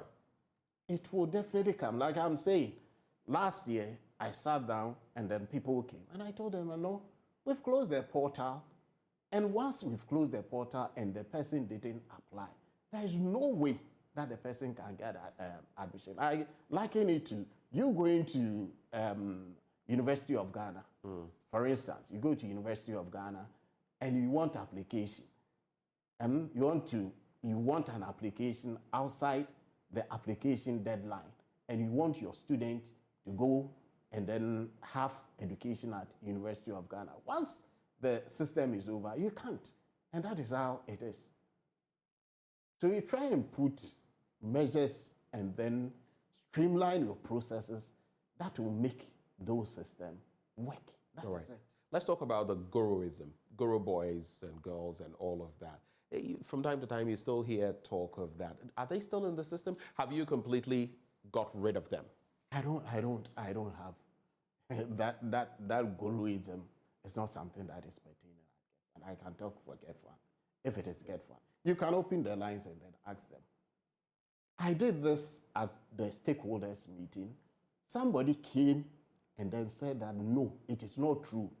He came and then presented something that showed that somebody has been given scholarship through the GetFund and maybe A, B, C, and D. Lo and behold, it turned out that for 3 years, foreign scholarship, we haven't done it. And what he was holding wasn't a GetFund. No, it wasn't a GetFund letter. But he was saying that it is GetFund, it is GetFund. And then we even zoom it on our, and when I got it, it was a different thing. You see, people don't know the difference between GetFund and then the others. They mix them. And it can, I even threw a challenge that if somebody has done that in the past, they should come up. I don't think that it is something that is happening at GetFund. And you can, the feedback that we are getting is positive. I can tell you, when you go outside the country, the way that we've managed our funding of students are paid on time, their stipend goes on time, and now most of the universities outside Ghana are now coming to GetFund. They fly all the way to GetFund, and then they come and sit down with us. There are some of the schools that tell us that if we give them 5 students, they are going to give us 2 out of them free tuition. And then the others that are coming out with new one because they've gotten confidence in the system. And for instance, when we started with the online portal and then our payment and the monitoring aspect of it, currently our team will be in the Ashanti region. They've done the schools in the universities in Greater Accra, where they had a meeting with the registrar and the vice chancellors of the various universities. They've come to realize the way that GetFund is exceptional when it comes to payment and all those things. And for now, you just getting a GetFund award letter, getting the GetFund award letter gives you the confidence to go and register, even if you haven't paid. You spoke about stipends and all of that. We've interacted with a lot of Ghanaian students abroad who have had challenges, both from the Scholarship Secretariat, and I want to believe some of them were on GetFund scholarships. No. How consistent have you been in terms of paying these stipends? How far back does it go? I can always have my team check. That's why I mentioned Scholarship Secretariat. You can check 100 times and what you get out there. You come and then congratulate us. How much do you give us stipends across the board? It depends. It depends on where the people are going, right? Most of the time, I think it's $1,000 or so. For what period of time? For a month. For a month. So what we've decided is we're not doing the selective payment of fees and then the others. We write to the school and let them know our plan, that when the student is going, we give them a third of the stipend. In the month of February, latest by March, we give them their, the second tranche of it, and the month of July, we finish it up with the July. So the first tranche will be how much? 1/3. 1/3? Yeah, 1/3 of how much? So every month they get so 1,000? if, supposing it's £12,000, $12,000, it depends on where the student is, but let's use 12,000. So the person gets the 3,000 every quarter. Yeah, every quarter. That's how we've been doing, and we've run it over the years, and because of that, that's why I'm saying that the positive things are coming to the fund. You can check from past students and ask about our stipend payment. How long has this been? How long has it been this consistent in terms of stipend payments from when you started? Yeah. From when you took over? No, it wasn't, because it was. I'm saying that it was after the infrastructure audit. Which was when? In we did it in, I think the report came in 2019 also. Okay. Yeah. So since 2019, we've had that consistency. Yeah. It was something that the first year, I didn't know how it was done, because when I came into office, just 3 months later, scholarship was done or something of that sort, one of the scholars. So it just followed what was being done in there. But you have to be innovative and then think through things and then solve it. That's why we're made to, our appointment hands-on. So you have to, and there has been so many innovative things that we put into the fund. And for that reason, Get Fund is not the old Get Fund that people know. Okay.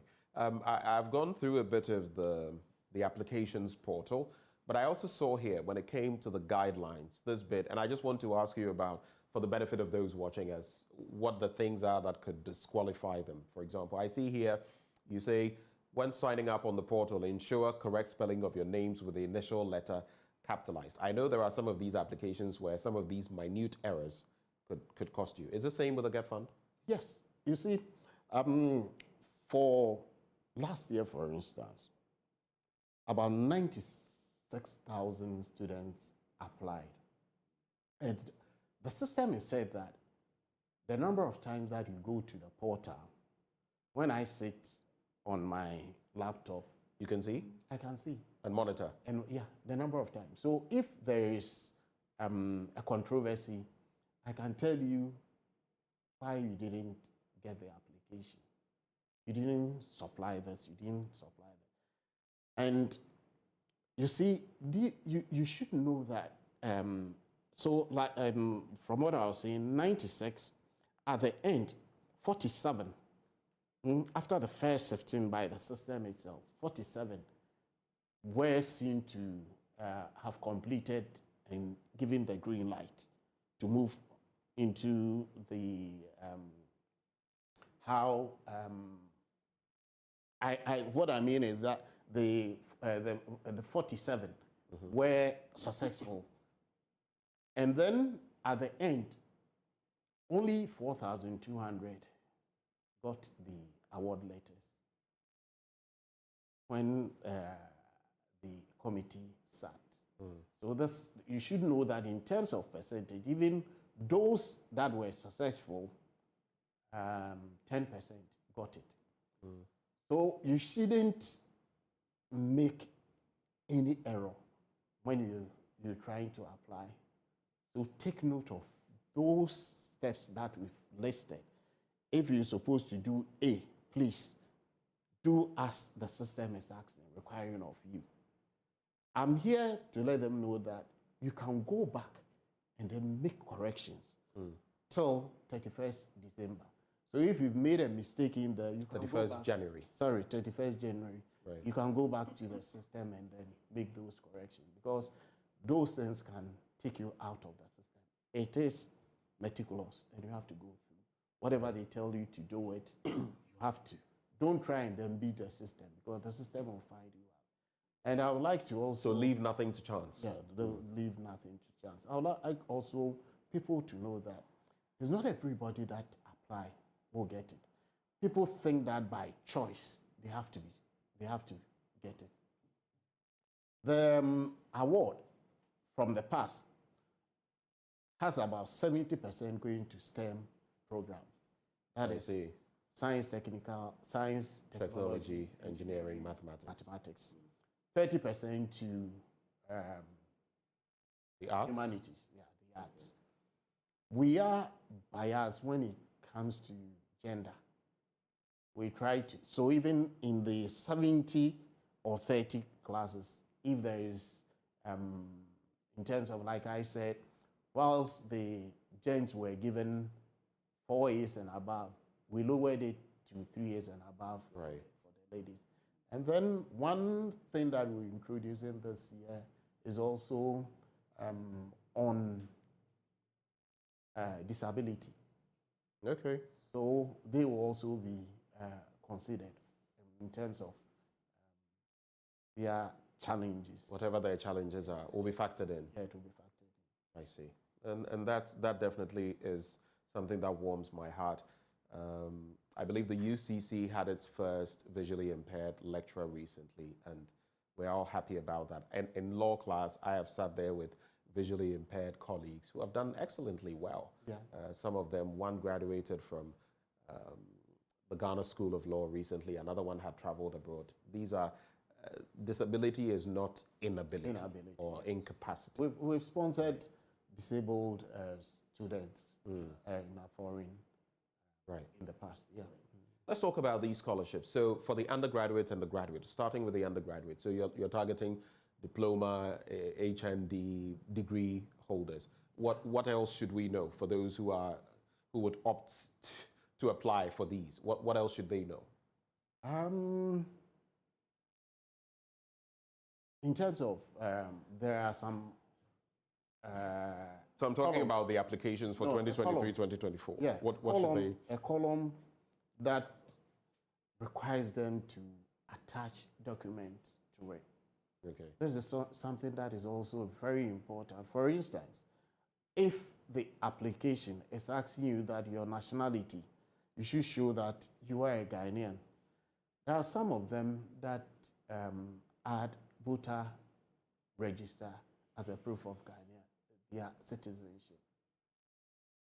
At the first stage, because you've that requirement, you've met it, there will be an acknowledgement that you've gone through the process correctly. But moving forward. But when the system is sifting itself, purging itself, you find out that you'll be out, you'll be kicked out of the So you accept the Ghana card?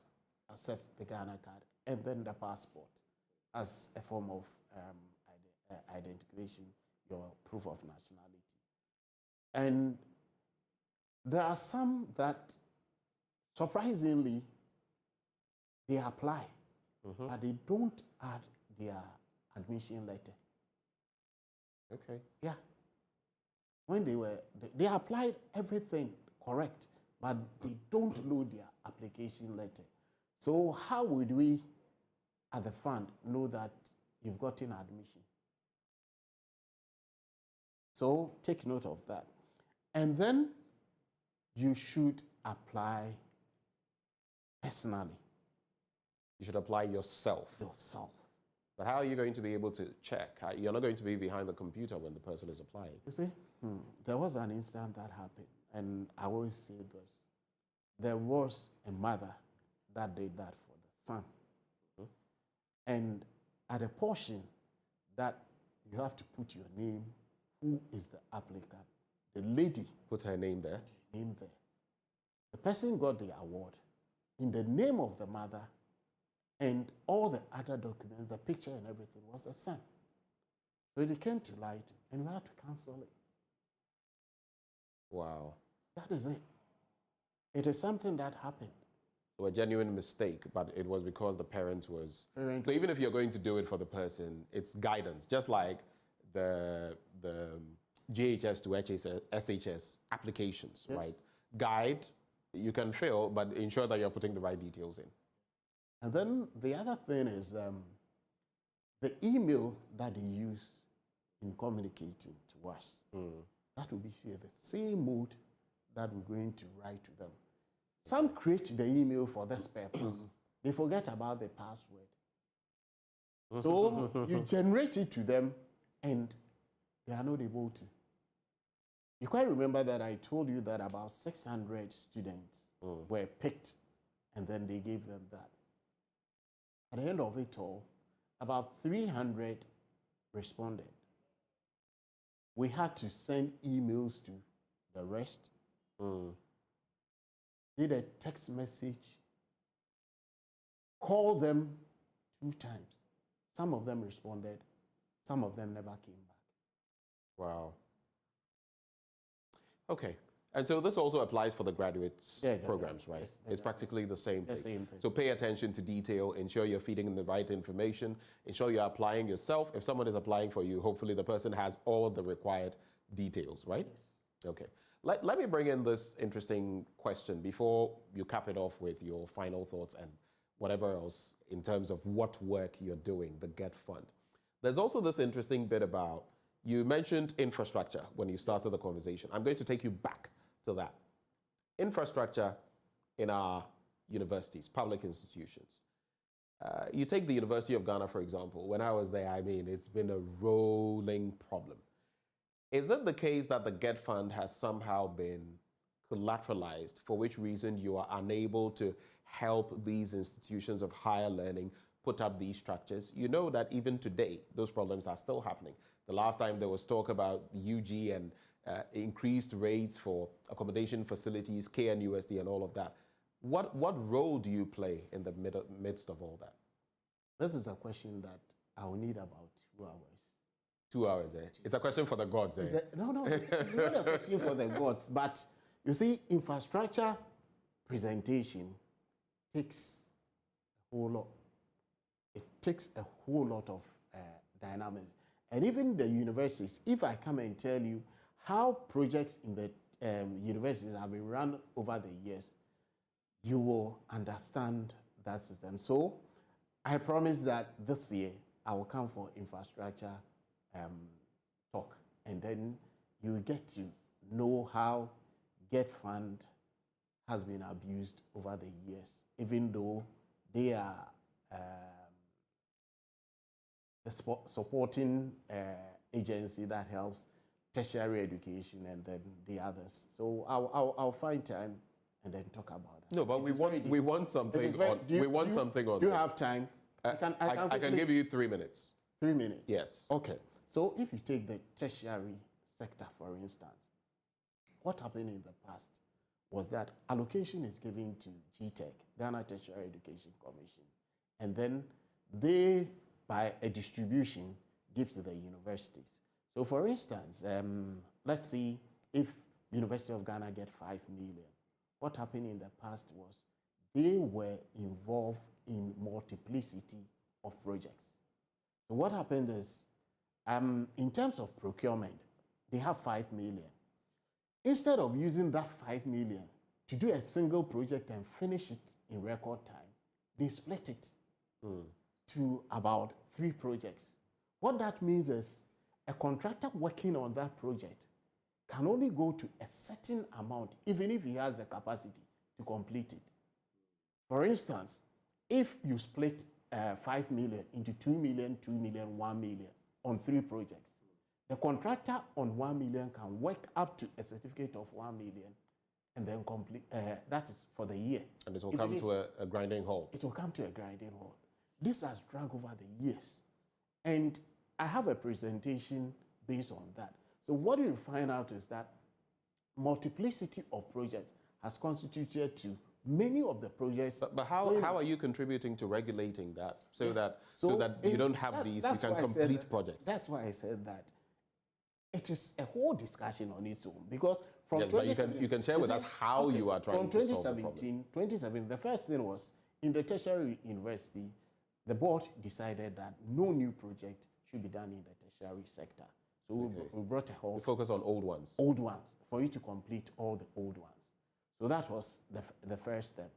And then we find out that, you see, the contractors doing it too are businessmen.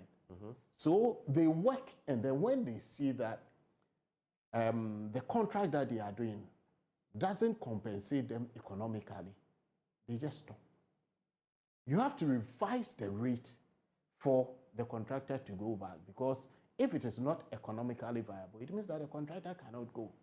So it comes back to the GET fund, and then at first, so for example, inflation.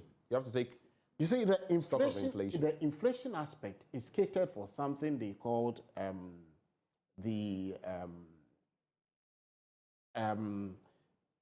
there is something that. So there's a mechanism in place. There's a mechanism that compensates them. This is done by the Statistical Service, and then the Building and Roads Research Institute Index. That compensates them. But if the contract goes on for a longer year, that compensatory factor doesn't become economically viable. Right. So in the contract, that is what is in the contract. Okay, so let me ask you now. It is clear that if we want to have that conversation, it will indeed be long. Yes. But I want to find out from you, how do we resolve it? How do we resolve So it? there is a and when is it possible? There is a plan for it. We've already rolled that out. Since when? 2 years. 2019? Yeah. Last year, because of our budget, we were not able to, but the previous year, we did that. What we are now saying is that a pool of money is allocated to all the tertiary institutions, and each contractor now can work up to whatever capacity that he will do. So you pull from that pool. Do you get it? Allocation is taken from that pool so that it will benefit the contractors to work to their maximum capacity. And this is something that each year we try as much as possible to allocate bulk money, and it is not based on the allocation to the universities. So what can the institutions also do in the interim to help you? What can they do? That is it. So now, apart from they not awarding new projects, now the contractor who is on the project has been given, he doesn't have a ceiling to work up to. Okay. So he can work at any level and then come to the pool and then draw from the pool. Okay. So those that are actually serious in the construction business are the ones that will come and then pull from that. So can you give us a year where you can say that if you remain at post, and if at least, whether you remain at post or not, the systems are in place. If we go like this, let's say by 20-something, this thing should be a problem of the past. So what would be your projection? In 2 years' time. In 2 years' time? In 2 years' time, this year, and then in 2025, we're hoping that about 80% of ongoing projects in the tertiary sector will be completed. And this problem will be a thing of the past? It will be a thing of the past. My final question to you, Doc. So I don't know with this scholarship system, whether you're factoring in child prodigies, among others. Recently I heard, was it a 9-year-old or an 11-year-old getting admission to, is it Infantipim, I think. One of those, there are these child prodigies. Some are less than 16 and the rest. How do you factor them into this system? And some of them don't have Ghana cards. How does it work for such students? If you don't prove that you are, no, you see, the question that you're asking, I think it's at the level of the secondary schools. Yes, for those rolling over from secondary school. So the point is, if they are getting into SHS, let's say as a child prodigy, this one who is what 11, for example, he has done age maximum 14 and is applying for the next level and requires a scholarship and all of that. I was just situating it from there. What then happens? How can they apply? No Ghana card. Why are you saying that no Ghana card? Because I know that at age... it is not all of those who have been targeted who have it.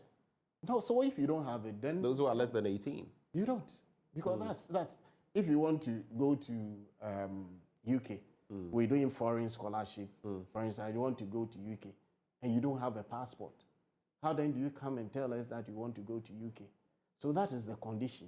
No, so you're telling me that if someone has qualified from the SHS system, okay, for whatever reason, doesn't have a Ghana card, and you do know that apart from these age stratifications, there are some genuinely, for whatever reason, don't have the Ghana card and they qualify. They cannot go through the process, assuming they don't have a passport. They cannot go through the process because they don't have this documentation. Yeah.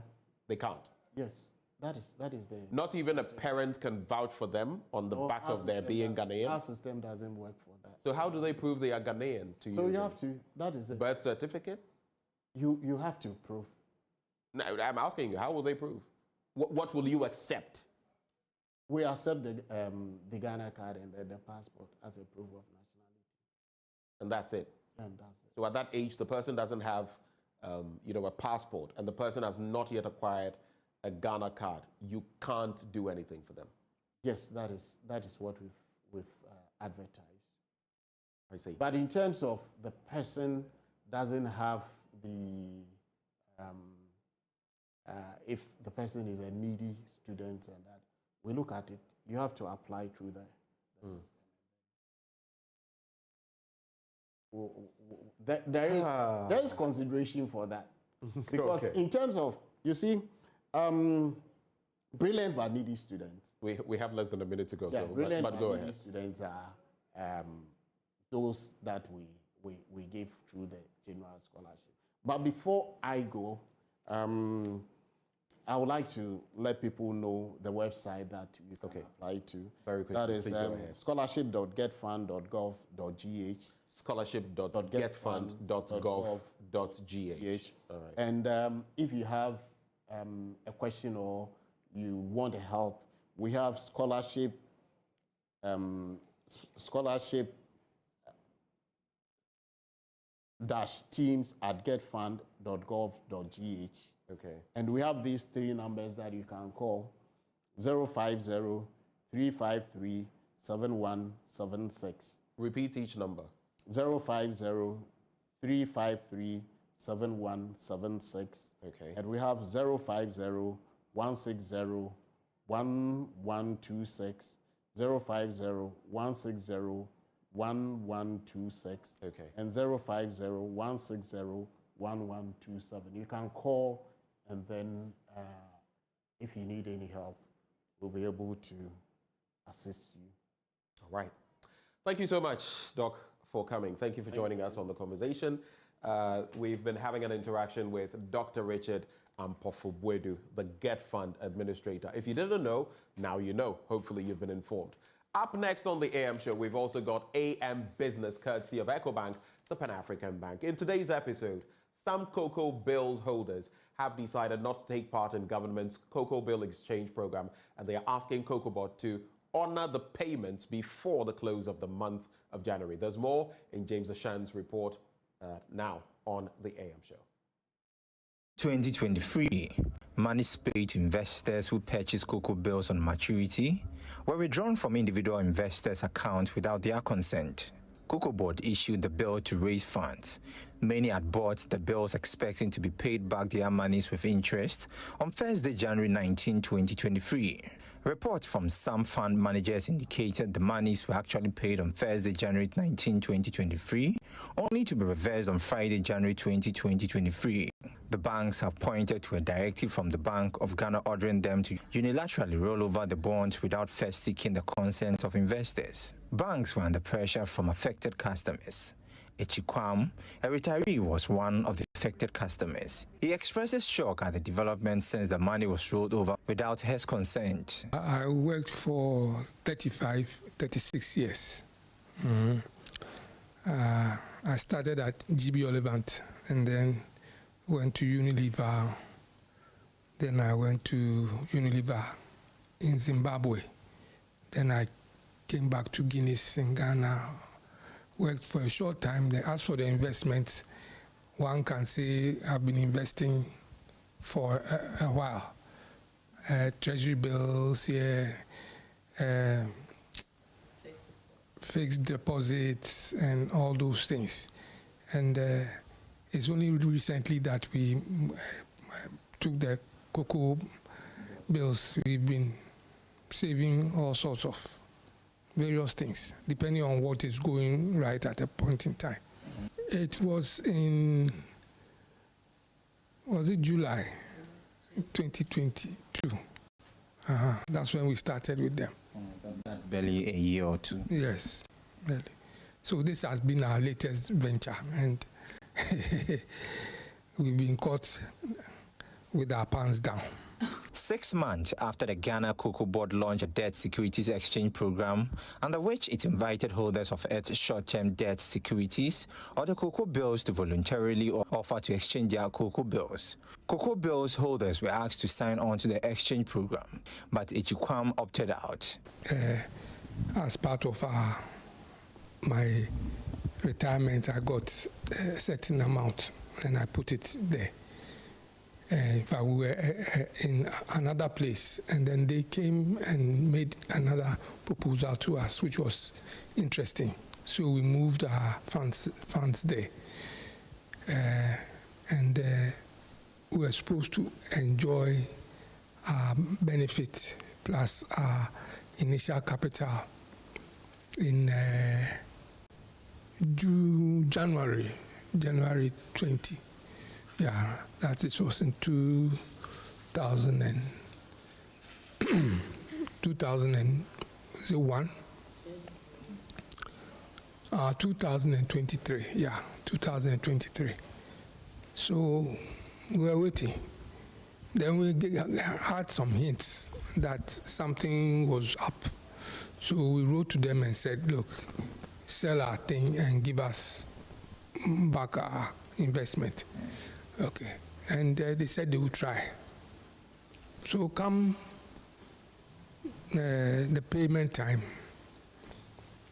I saw that the money to our account in the morning. Before I could say Jack, it had been debited again. So we were rather surprised. And apparently this debt recovery program had been launched. So we didn't know what was going on. And in fact, up to today, we don't really know what's going on. Not to cut you, but what are we talking about? Is it the cocoa bills? Cocoa bills, yes. When it was being debited, were there any official communique to you customers and all that? No, we didn't know of anything. In fact, something like this, we should have been written to, to inform us that this is the problem and therefore the investment is going to be tampered or whatever. But we didn't get any formal writing to. For example, our investment company should have told us that this was in the works, but they didn't tell us. Every now and then, we engage with them to find out what is going on. And they tell us they are talking to the guys. They will get back to us on if they hear anything positive. They will get back to us. But like I said, for us it was in January.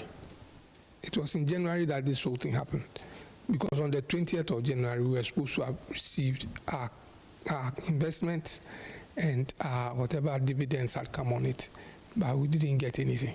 Almost 6 months after, no communication on the payment for those who decided not to tender. Echikwam and wife, amongst others, are worried why government and Cocoa Board are failing to honor payment of those who failed to tender their cocoa bills after government pegged the participation in the exchange program at 97%, with over 7 billion Ghana cedis bills tendered. We have been extremely successful with the current tendering of more than 90% for cocoa bills of 7.9 billion cedis and US dollar exchange of $809 million. And detailed announcements will flow through when the settlements are done.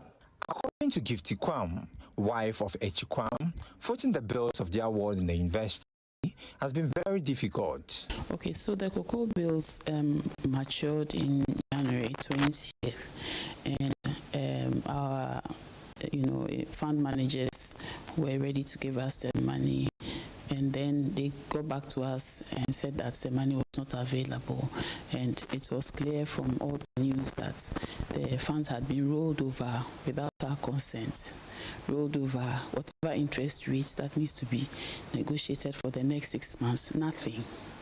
They didn't pay us the principal, they didn't even pay the interest. And the the documents we had, because of the uncertainty, no bank will even look on that and give you any money. And my husband is on retirement. You see, and that's what he had planned for. I mean, if anybody knows my husband, they know that he plans ahead of anything. He's a very organized person. And so he planned for his retirement. And even he didn't want to retire at this time, but because of illness, he had to stop. So now we are paying medical bills and monies are locked up.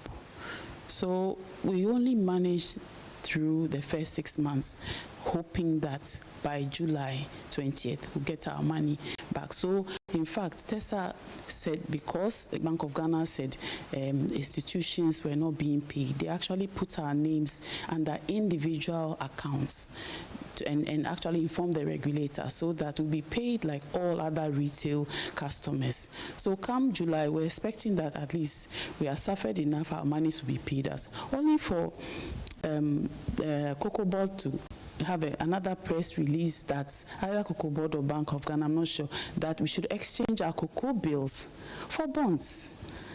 And we said no, and fortunately it was voluntary, so we said no. So we wrote to Tessa and said no, we are not going to be part of that, hoping that our money will be paid us. 6 months after that, down the line, and almost 1 year since 20th of January last year, nothing has been paid, nothing is being said. We go to Tessa Capital almost every now and then, and they have nothing. Some people are very organized people. They plan for their future because they want to enjoy the comforts. And so to take their investment, their lifetime investment, I mean, you are not paying them even the principal, then pay the interest. You are not giving them interest, nothing, and you are not saying anything, and everybody is quiet. I think it's morally wrong. And in fact, it's legally unacceptable, you know. I mean, the trauma even to our children who have to even go through all kinds of things and explanations. It's not right because they know their parents and they know we planned for them, you know. So I'm begging the ministry to pay us our money, that's all. It's our money. You rolled it over without our consent and with your own interest rates. Fine, you give us our money back. Give it to us. That's all we're asking. It's not right to keep it. The family is in total disbelief and wants their monies to be paid or a communication from the Cocoa Board or the Finance Ministry. Well,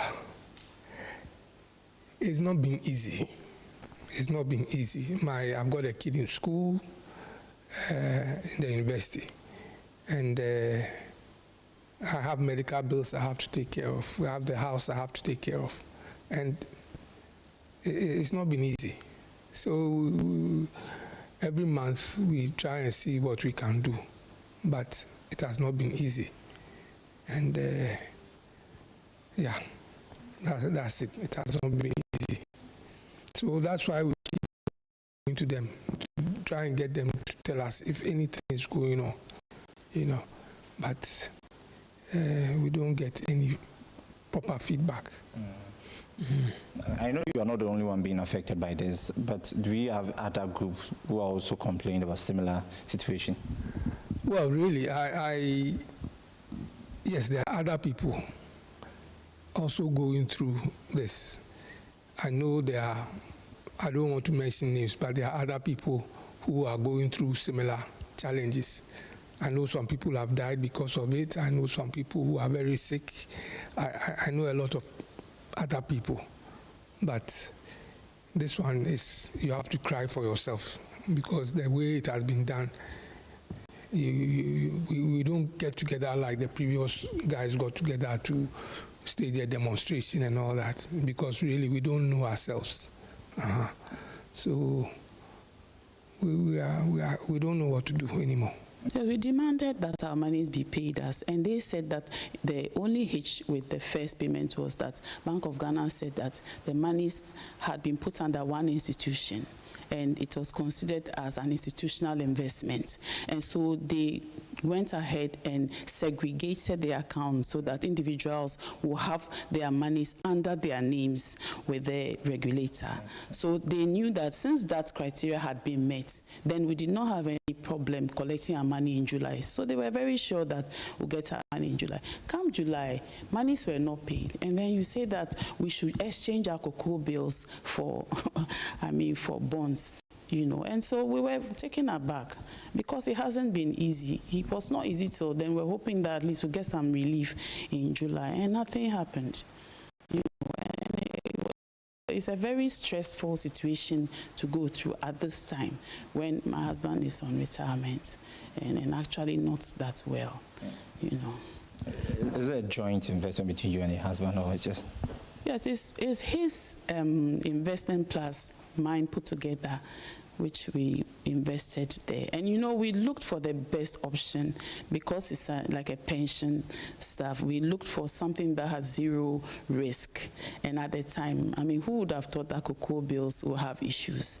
And we even, when we gave it to the fund managers, it was a portfolio that was supposed to be managed. So they put a chunk in cocoa bills and put some in other, investments. And we're happy with the way they had managed it, until this whole issue came. And indeed, getting to the December, when we started hearing about exchange, a haircut and all that, we approached them and they said, the minister had made it clear that cocoa bills were not part of the exchange, So we were okay with this until the 20th when the thing matured, and now everything had gone haywire. Being a woman of the house, how is it like, especially having Mr. Kwam go through all this? It's not been easy at all. And I have my own business, a real estate business. And because of the economic terrain, everybody is very hedgy.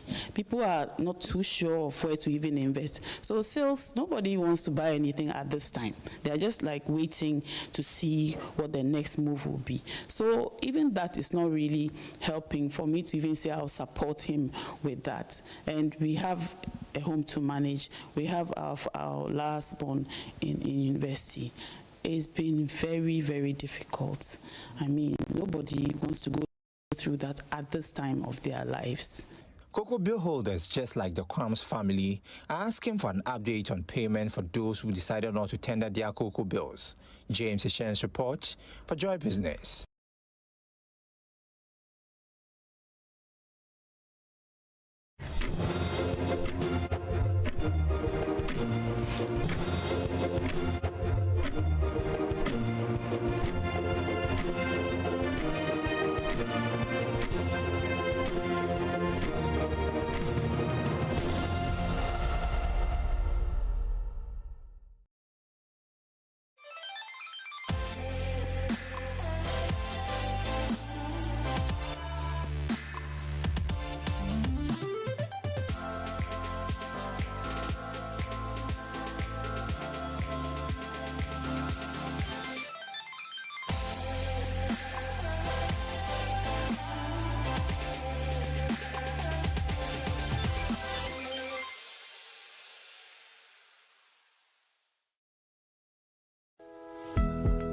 Blessing, do you know of any good medical school I can take Kofi to? Oh, Fifi, is that why you're looking all moody? Then I have some good news for you. The College of Medicine and Allied Sciences, COMAS, Accra, Ghana, is a degree-awarding institution, and they offer Bachelor of Medicine and Bachelor of Surgery using the Graduate Entry Medical Programs, Bachelor of Diagnostic Imaging, and BSc Health Information Management. All these programs are accredited by GTEC. Their bilingual curriculum prepares you to consult in French. But I'm worried about admissions. Admissions are ongoing. Contact us on Facebook or on Instagram at info.comas or call us on 0208-456-556 or send them an email info@comas.edu.gh. COMAS, the citadel of a holistic professional medical education.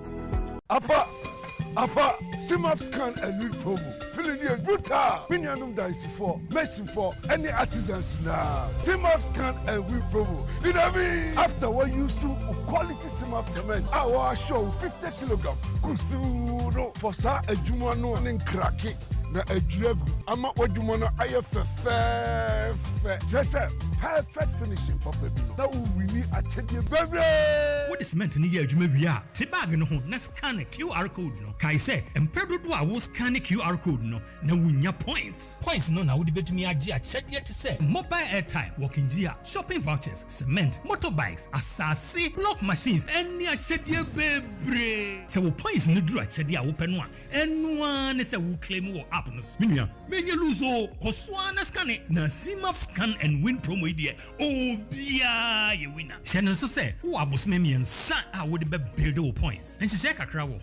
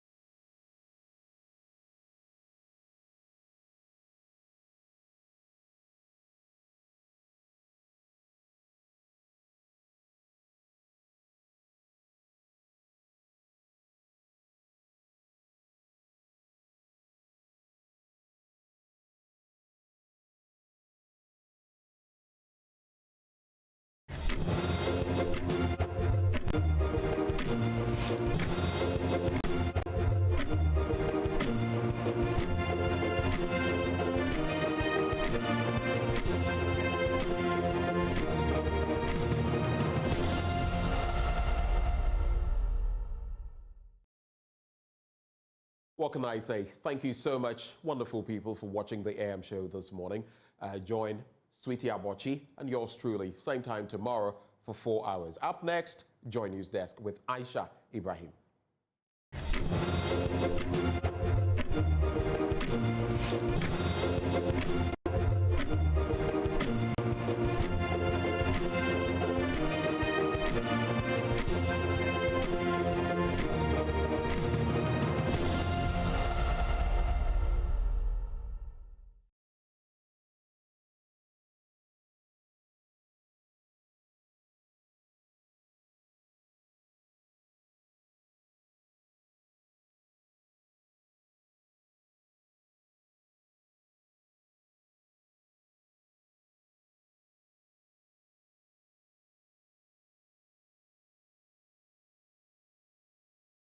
A breaker machine crashing tons of cocoa pods within minutes. This could have taken hours and potentially days to finish if it was done manually.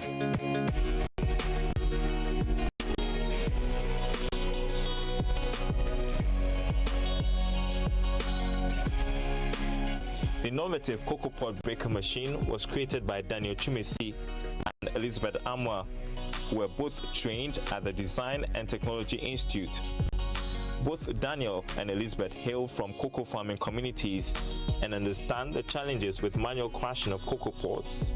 Coming from the cocoa farming community, I remember sometimes when our wards harvest their cocoa pods, they need to go from house to house to go and ask other farmers for helping hands.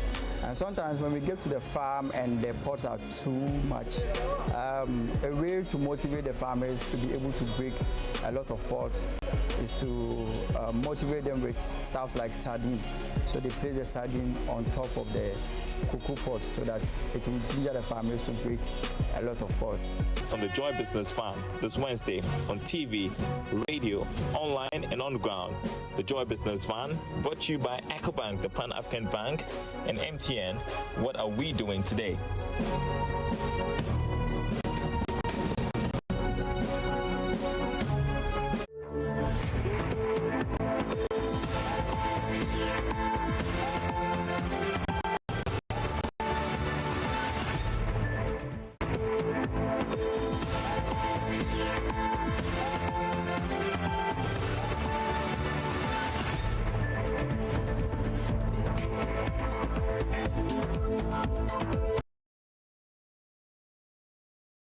Hello, good morning. Welcome to JoyNews. That's great, coming to you live from our studios in Kokomlele. We're on DTT because we're free to air.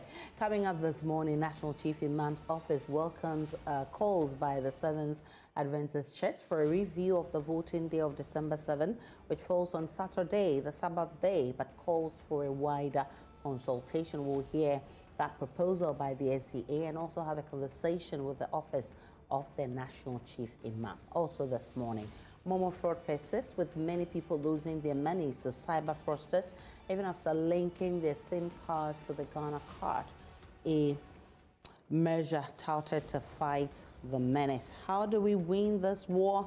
We'll find out from the experts. And economists are predicting tough times for whoever wins the 2024 elections. How so? More from the experts who were on PM Express last night with Evans Mensah. Major, issue coming down where we basically kick the can down the line. The government that comes in will have to pick up the men. We have details of all of this plus business coming up shortly. My name is Aisha Ibrahim. Do stay for details.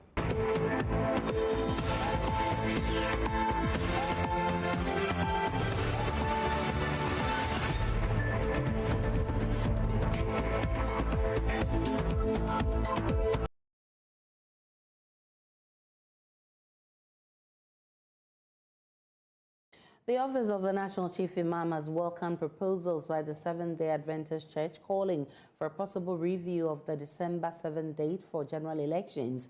The church says the date for this year's elections falls on the Sabbath, a day dedicated to the worship of God, in a bid to avert a situation which excludes members from voting on that day and a future recurrence. The SDA Church is calling for consideration of the first and second Tuesdays in November as election days. JoyNews' Blessed Soga has more. Sabbath day, to keep it holy. These words of the Holy Bible for any Christian must be and should be kept sacred. But for the Seventh-day Adventist Church Ghana, their faith is about being tested like never before. Similar to 1996, the presidential and parliamentary elections this year falls on Saturday, December 7. According to the teachings of the church, it will be Sabbath, a day fully dedicated to the worship of God. At the Southern Ghana Union Conference here in Accra, I met Dr. Solis Asafo, Director of Public Affairs and Religious Liberty. She explains to me how the democratic gains of the country will be derailed if provisions are not made to cater for members of this church. Voting is a civic responsibility. Honoring the Sabbath is a godly responsibility. That's how we see it. As enshrined in the 10 Commandments, he says you have 6 days to do all your work, but you have to rest on the Sabbath day. And sometimes people don't understand, but in that commandment, it says that the Sabbath day is the Sabbath of thy Lord. If it were mine, I would decide on what to do with it. But it's God's, and he says on this day, don't do this or do this. So that's where the conflict comes up. And that's why we think that if there's anything that can be done to change the date, it will help our members.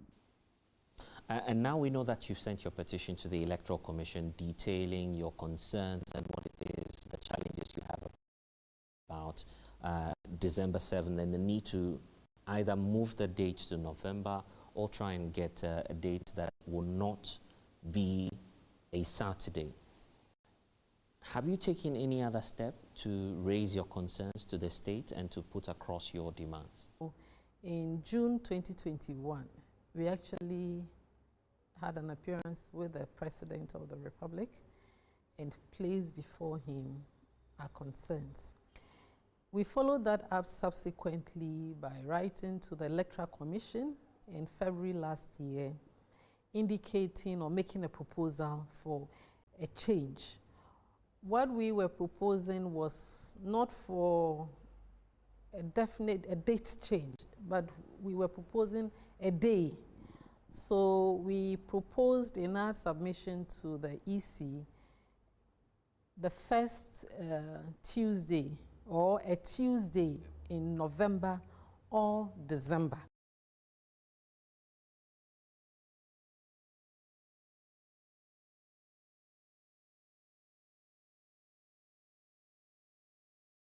Meanwhile, the Electoral Commission says it has taken receipt of the petition from the church, but will make no comment yet because a final decision has not been taken on the matter.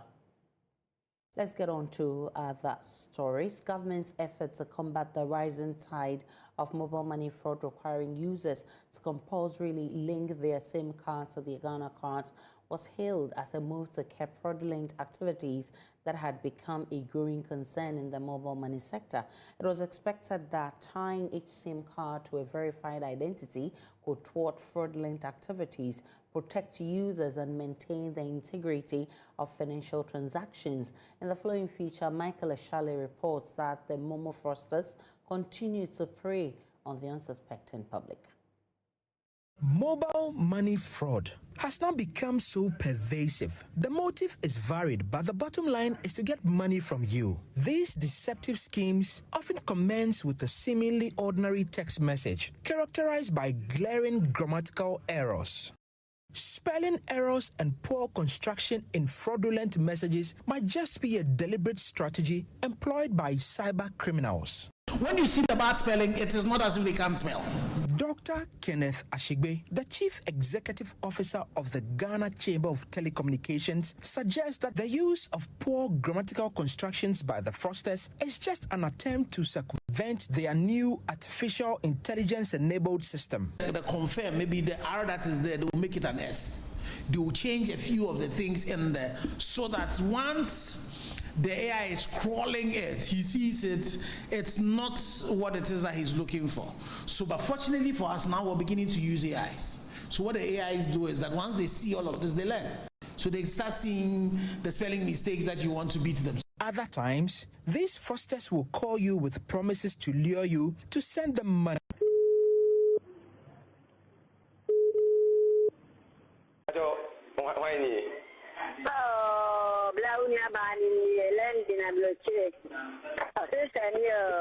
London also.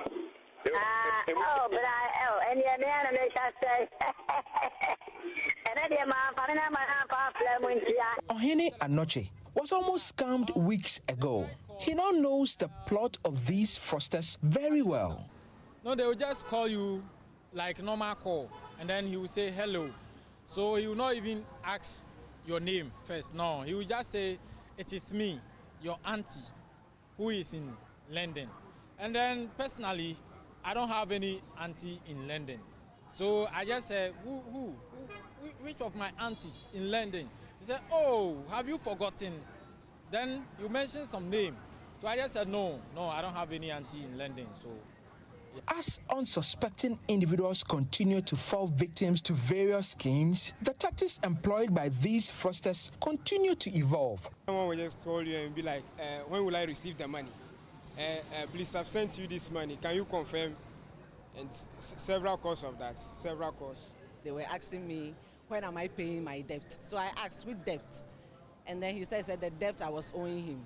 The way the person responded again and spoke with me again, I realized it was one of these fraudsters. Like I deposit 1,000 cedis into my account, and the person was calling me, I sent 250,000 cedis into my account.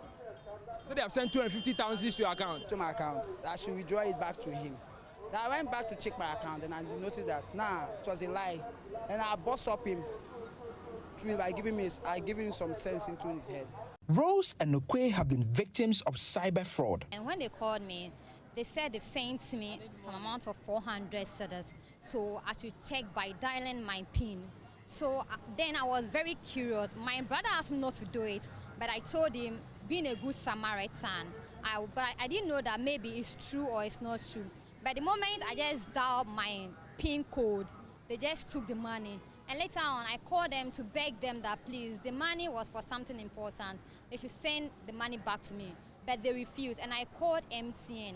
MTN told me they would get back to me, but nothing.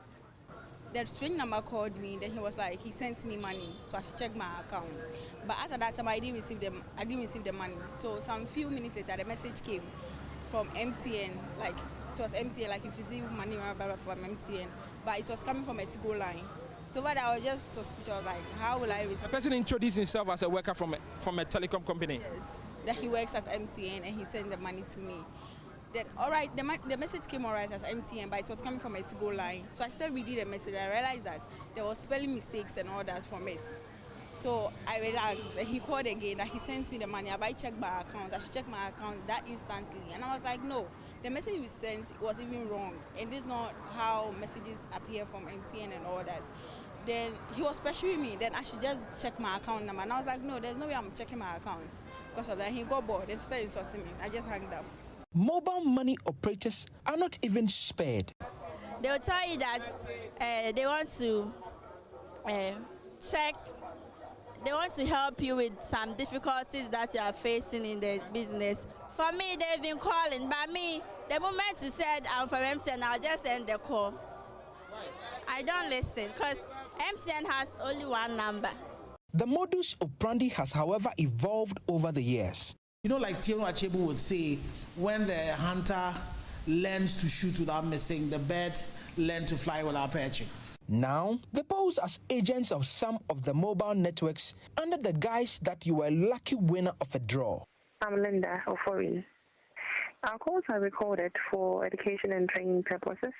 So for detailed understanding, are you okay with the English or should I speak to you in any local dialect? Oh, but you are already communicating in English. We are 28 years. Could you remember the number of years you've also been on a network with this very particular mobile number? I think about 15 or so. Okay, so you are very close. I'm going to remind you of the year you registered the SIM card. So, MT, we thank you very much. We were asking all these questions to actually survey the network to know how good or bad it's performing. From enticing phone calls promising rewards to posing as mobile network agents, the aim of the scammers is simple. Extract your personal information and use them to later impersonate you. So we have a very nice package for you. And please, with the prices we have for you, have to visit the nearest MTN branch with your valid ID card, that is your Ghana card, to receive your package successfully. So first of all, MTN is giving you 50 cedis airtime for free. You can use this airtime for both local and international calls. Secondly, you're also receiving a 2 gigabyte data bundle. It has no expiry. And finally, Hisense Company Limited. So Hisense is giving you a 2.0 horsepower air conditioning gadget. So please, I would like to confirm your AC numbers. Please, what are your AC numbers over there? What number? Haven't you received any AC number? Your AC code, please. That is 6 numbers, please. Okay, but okay, you said I should tell you what it is. We are verifying it for you, please, so that I can bring it to the office, please. With your Ghana card, that is all, please. But the message says, do not share. Oh, yes, please. We said, the message in there, you see yellow MTN. Do not share this code with any MTN employee or anyone. Okay? So we are giving reference to that. After verifying for you, no one from MTN will call you again unless you come to the office, and then this will be the message you will disclose to the representative who is going to assist you. About it is that there are basic things. Some red flag. One of the red flags is that you've won something. Red flag. Immediately somebody tells you one, it's a red flag. And that one about I have sent you some number. Another red flag.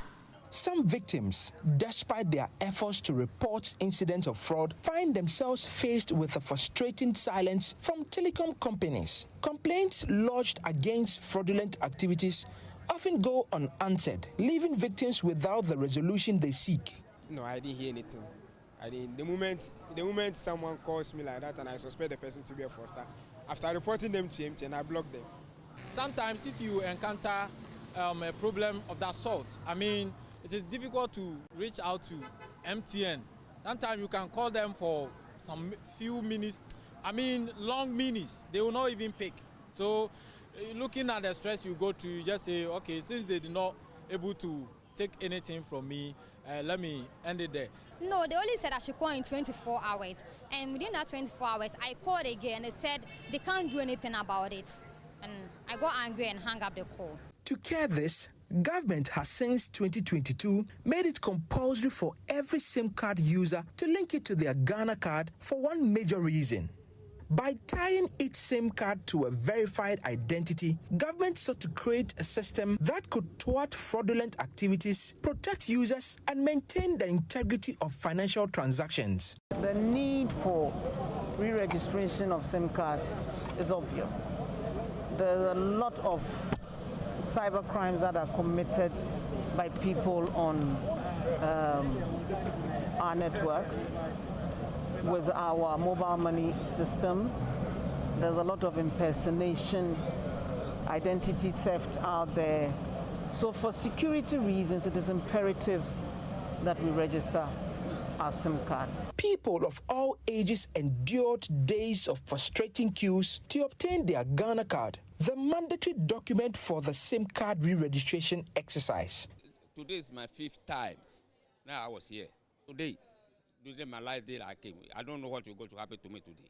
So today, if I didn't get it today, I think they will send me to military barracks. Subsequently, they faced further frustration, spending additional hours in another line to link their SIM cards to the acquired Ghana card. I believe if they can do something about it, because there are a lot of people behind me. However, despite the well-intentioned move, the cyber criminals are undeterred. It appears, with each step taken by government, the scammers employ various schemes to outwit unsuspecting victims and exploit weaknesses in the system. They found ways. So now what happens? Generally, some of the new ways that you and I are entitled to 10 numbers that we can register, the maximum. So they will see a few of our friends who do not really understand what these things mean. Give them some 20 CDs, and then they'll go with them and they'll go register the SIMs in their names. Some SIM card subscribers believe that some employees within the telecom companies collude with fraudsters, sharing the personal information of their subscribers. This shared information, they believe, is then exploited against the unsuspecting subscriber. I think there are some people in the office, in the MTN office, that works with those scammers.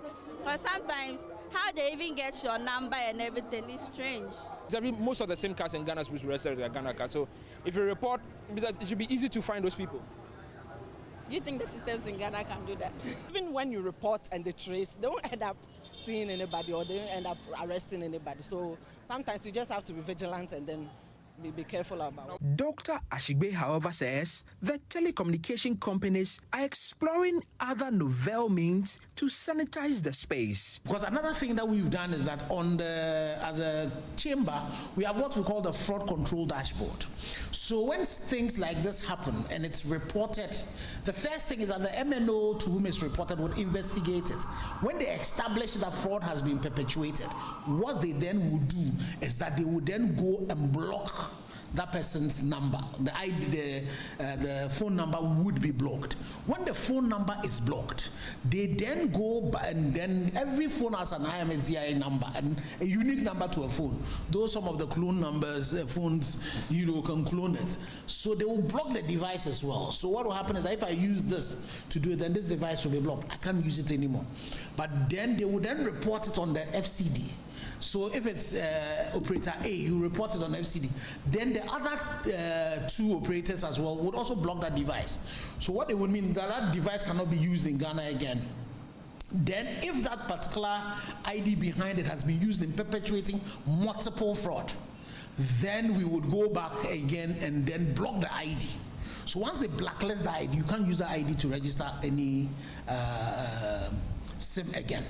Despite the initial challenges posed by mobile money fraud, telecom companies maintain the belief that integrating the Ghana cards with SIM cards will ultimately prove instrumental in eliminating fraudulent activities. Subscribers earnestly hope for a more robust and responsive telecom service when addressing their concerns related to mobile money, particularly in handling and resolving complaints.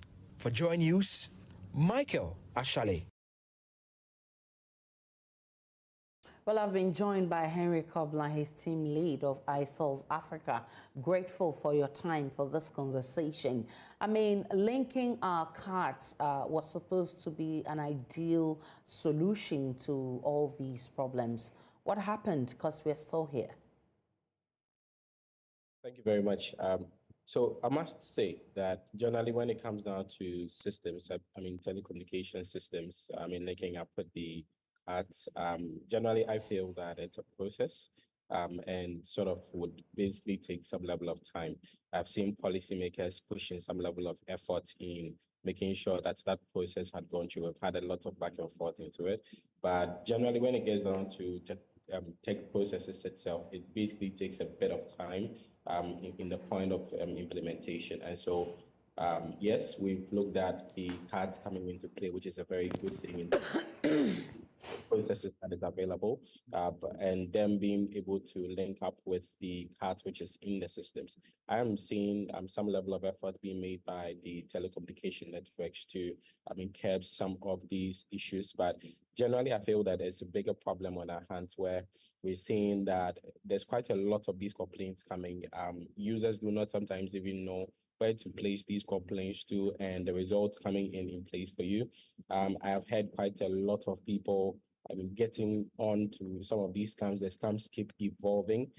Some of these scams looks like it's an insider processes, and it's really hard to even hear news about some of these arrests being made in terms of connecting to some of these frauds. And so it gives users that point where sometimes when they get to be before that, they do not even sometimes go ahead to go through the processes of calling the telecom all of that.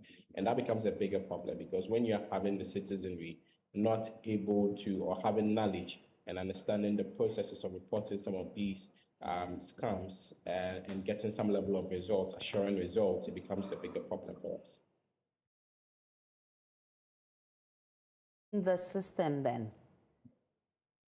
Sorry, a question again. What will it take to clean the system of, these fraudsters who will be calling and seeking to get your information and also to use it for fraudulent activities?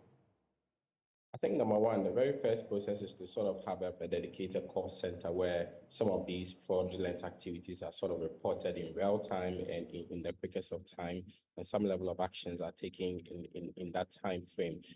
Having that dedicated, connection or call center to give the citizens some level of assurance that they could always call is the very first process of cleaning the system, because they know and it's actually placed out there. There's a lot of education on it that gives people to understand that if you're frauded, the next number that you're calling is as if you're calling a fire service or otherwise, because financial fraud is becoming a bit of challenge. Mobile money is becoming one of the most used transactional points in Ghana. So we should sort of treat it as a major header. This is not really just to the telecos. There are quite a lot of fraudulent activities that are coming onto the banking systems, ATM systems, card systems, quite a lot of them. And so when we're having dedicated centers, which is dedicated to telecom fraud or mobile money fraud, I think that becomes a bit of good ones. Number two, I think that some level of publications in terms of the people that are into this fraud could actually also raise some level of alarm, because when we're seeing people's faces to this crime and there's some level of effort in arresting them and prosecuting them in that fast track manner, I think that it helps in sanitizing the processes. I am predicting that in the next 5 years, we're going to have a heightened bit of fraud in the telecommunication system and in the IT system itself as a whole. And so there's that high need of a lot of trainings by most of these telecos and banking systems to be looking into cybersecurity trainings for most of their employees. And even the people that they sort of interact with, most of the merchants that they sort of link up to, there's supposed to be a lot of education and trainings, which will go into helping these employers to be able to get ahead of time and to be able to curb some of these menace which is in there. And the next thing I think should be coming in place is the linking of almost all the systems. I feel that there's quite a lot of disintegration when it comes down to the systems. And so if you want to track someone whose Ghana card or whose SIM card has been used in fraud, and you track it to the Ghana card basically should be linking up to a GPS system. And so that makes location easy to track and all of those things. There should be that centralization and syncing of these systems, which makes it easy. That should even connect to all the banking systems, which I know is in place, but there's a bit of slow processes to it, which I understand it comes with tech. but there should be that communication across board that if somebody is moving money, the next persons that they are even moving monies to from those SIM cards are actually being blocked. And so it's not just about the person that is in the crime, but the perpetrators around the crime. Because when money hits onto that SIM card, it's moved onto several SIM cards. And by tracking those SIM cards, you can be able to now put the money and then now get to the persons. I think that these processes could come in place. Some level of policy heightened could come in. I've seen that there were taxes that were placed on to help improve cybersecurity. I've not seen the implementation of that. I've seen cybersecurity agencies and the Ghana Police Service come into play. I think that there should be more of work to be done in that sector and some level of persecutions that can come in. I mean, even if you're having dedicated, court systems which are coming in place to curb financial fraud, I think that a lot of people would actually put themselves in place. There are quite a lot of things which is going on. For an example, you're having Ghana being called out of PayPal just because you're having quite a lot of Nigerians coming to Ghana to commit, fraud on that level. And so you're having your country taking out. That's a big issue. And for me, I think that it cuts across not just mobile money, but the banking systems, any financial systems, the fintech systems that are all around. There should be that heightened level of cybersecurity alertedness that could come into place for us. Henry Kobler, I'm grateful for your time. He's team lead of iSolve Africa. Grateful that you were able to join us for this conversation. We can now go back to our earlier conversation on the Office of the Chief Imam agreeing with the SDA's demands for the December 7th date for general elections to be pushed to another date because they need to observe Sabbath. I've been joined by Sheikh Arimeyao, who is the spokesperson of the National Chief Imam. Grateful for your time, Sheikh.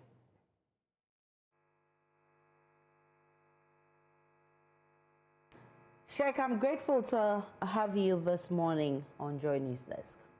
Good. Thank you so much for the opportunity. So you agree that the voting date of December 7th should be changed, but there have been times when the date has fallen on Friday, the day of Jummah. That's the biggest congregational prayer for Muslims. It's also falling sometimes on Sundays, the worship day for most Christians. I mean, is this not just an isolated case?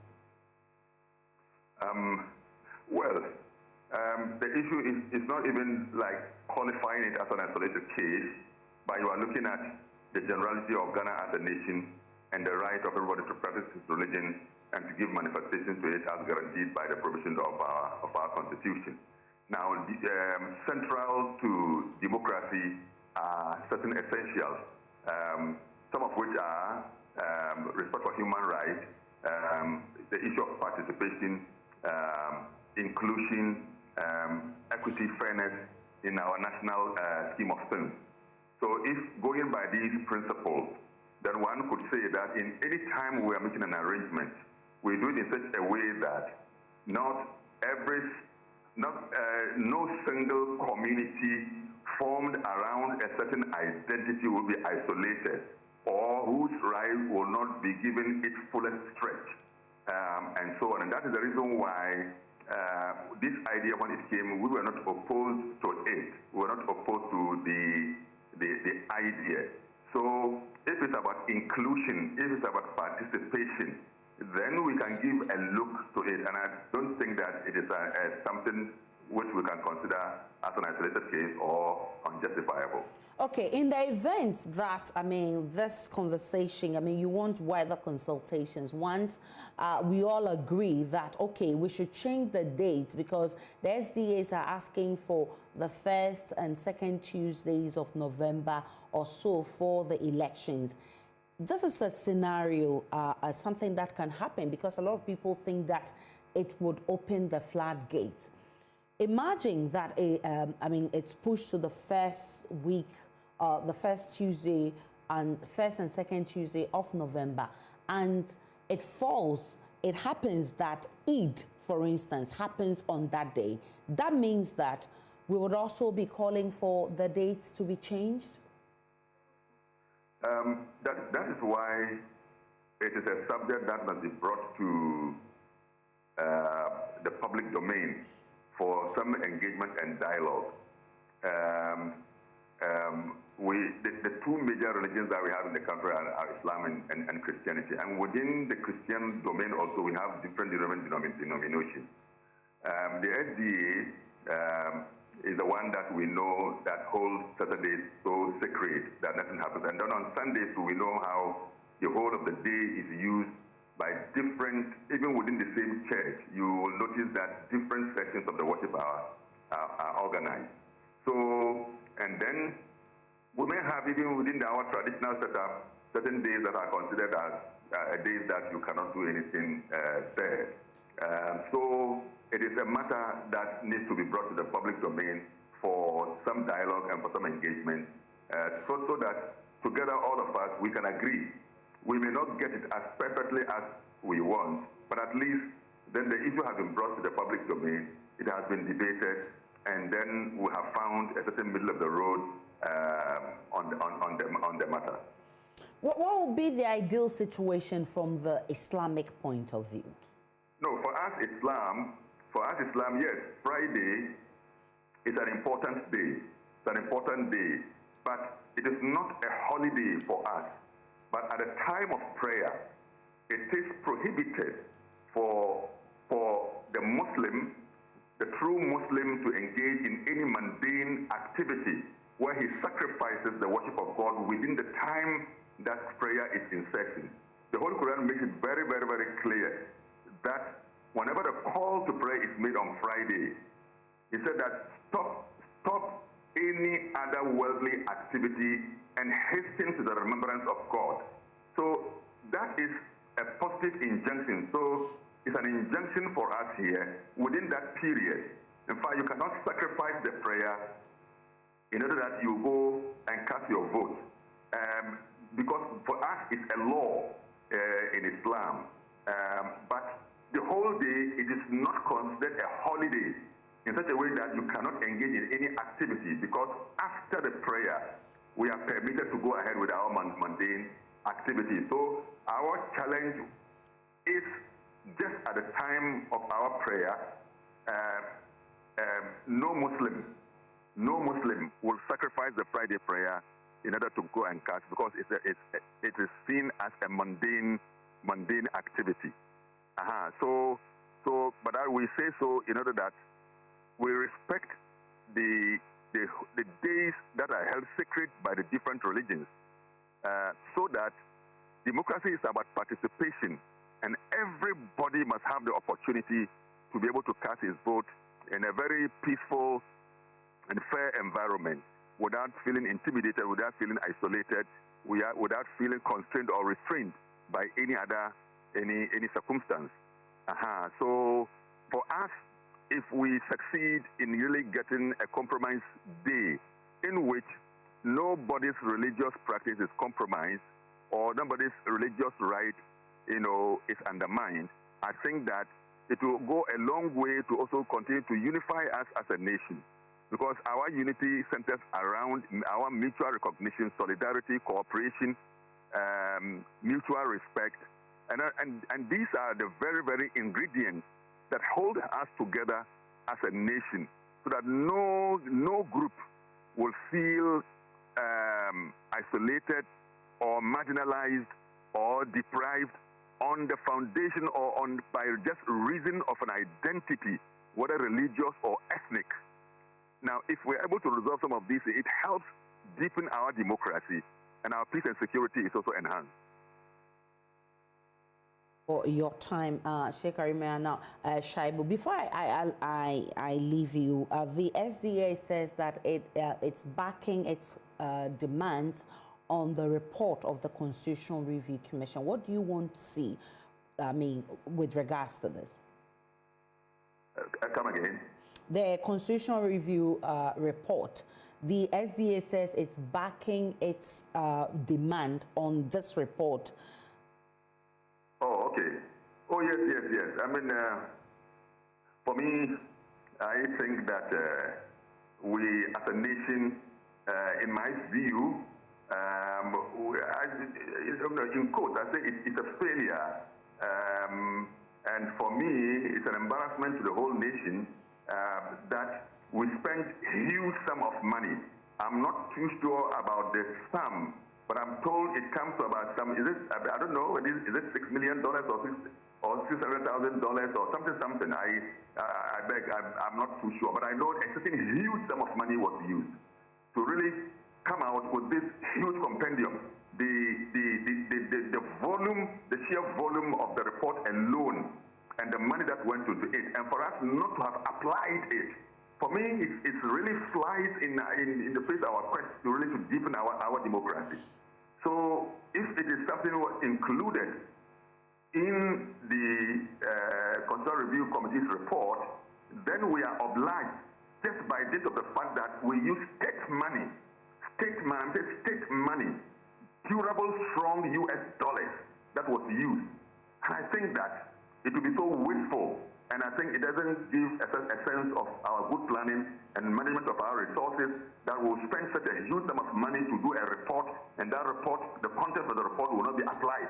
I think then that money could have been used to build hospitals, could have been used to build a certain school for some people, to build a certain road or a certain bridge. If we knew that we would not apply the content of such a report, of such an important, item of our democracy, then we could have used that money in building something that would be a utility, to the most deprived members of our community.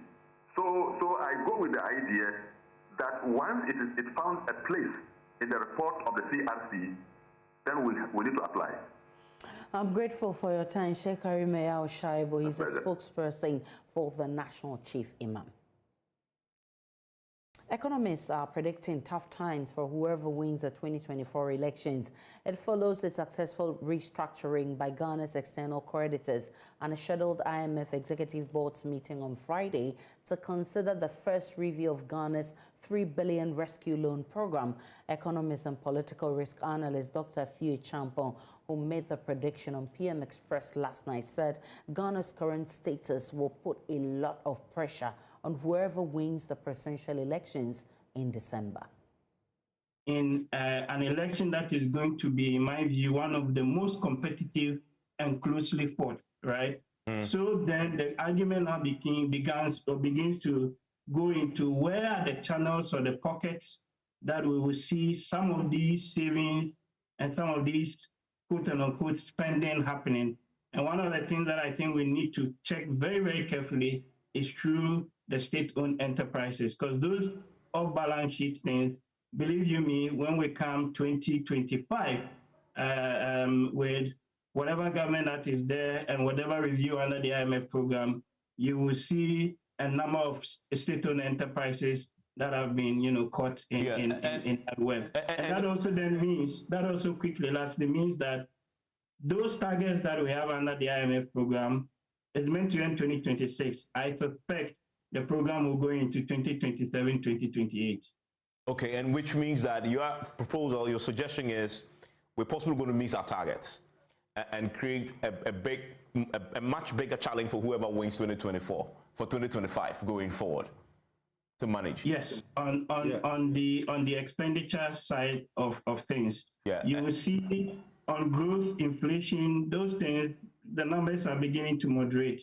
But you won't see it improving livelihoods overnight. Okay. But you've got a major, issue coming down where basically you've kicked the can down the line. Any government that comes in will have to pick up the mess.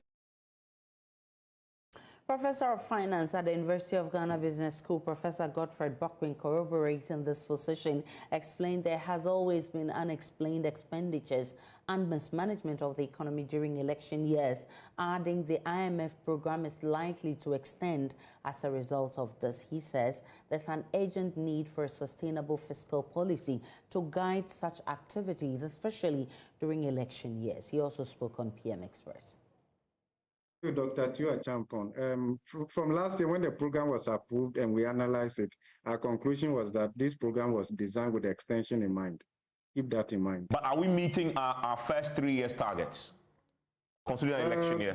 There's real risk that the 2024 may derail the program outcome And probably to bring it back on track, there's a possibility of an extension. Bear that in mind, yeah. Okay, You will see the reality of this in the last quarter of this year. The election really is gathering momentum, and I'm sure Honorable will be coming down very soon and all of that, right? But watch the space. The last 4 months of almost all the competitive election years, nobody manages anything in this country. Ask them. Some first-year students of the University of Ghana are stranded as they have been turned away by the various school halls for accommodation after being told the halls are full. Most of the students have been left to their fate to search for accommodation, with some of those that came from far being forced to patch with relatives and friends for the time being. My colleague Kenneth Jesse has been engaging some of them and has more in this report.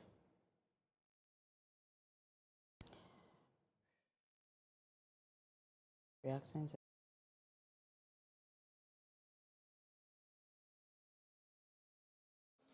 New academic year, more accommodation troubles for some students of the University of Ghana.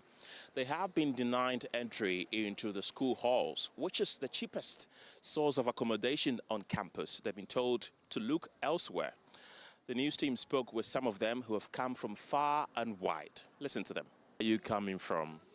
Northern region, Tamale. Northern region. Yes, please. And you came here and still haven't gotten accommodation on campus? Yes, please. Yeah.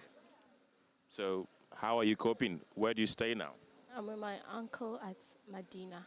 So yeah, I come from there every time. How is this affecting you? It's stressful, yes, because we charge a lot with the taxi drivers. It's so stressful, yeah. Takrade.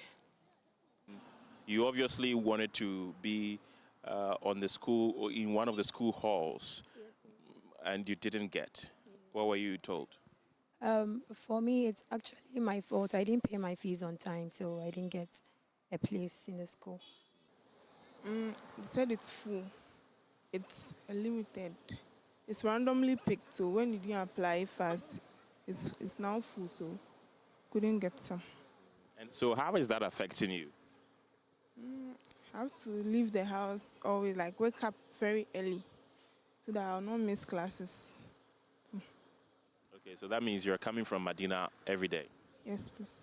Those that managed to get accommodation at the school hall say it is very expensive due to a recent increment. I used to know that it was $750 per semester, but now when we got the hall, they were like 1,000 cedi per semester. Then you pay some other levies and stuffs. So actually it has gone high, or the prices. The chair of the heads of halls at the University of Ghana, Dr. Margaret Amankwa Poku, however, says accommodation for first-year students on campus is not guaranteed, and defended the school's policy to increase fees for residential halls by some 33%, saying the cost of living in Ghana has triggered that increment. So, initially the students were paying a little over 800 cedis a year. And then about a year and a half ago, we increased it to 1,500 cedis per year. So it came up to 750 cedis per year. And so it's been a year and a half now, but you know how cost of living has increased. Price of goods and services have increased. And yesterday I was mentioning that janitorial services, for example, we were paying a little over 13,000 a month for Volta Hall, but now we are paying 28,000 a month. So it's more than doubled. And fixing damages and faults that are reported by students, etc. And that is why we wrote to the ProVC to permit us to increase the residential facility user fees. The issue of accommodation challenges on the various university campuses is not new. Each year they come up, each year it dies slowly. From the campus of the University of Ghana, Kenneth Jesse for JoyNews. Take a break on JoyNews Desk. We'll be back with more.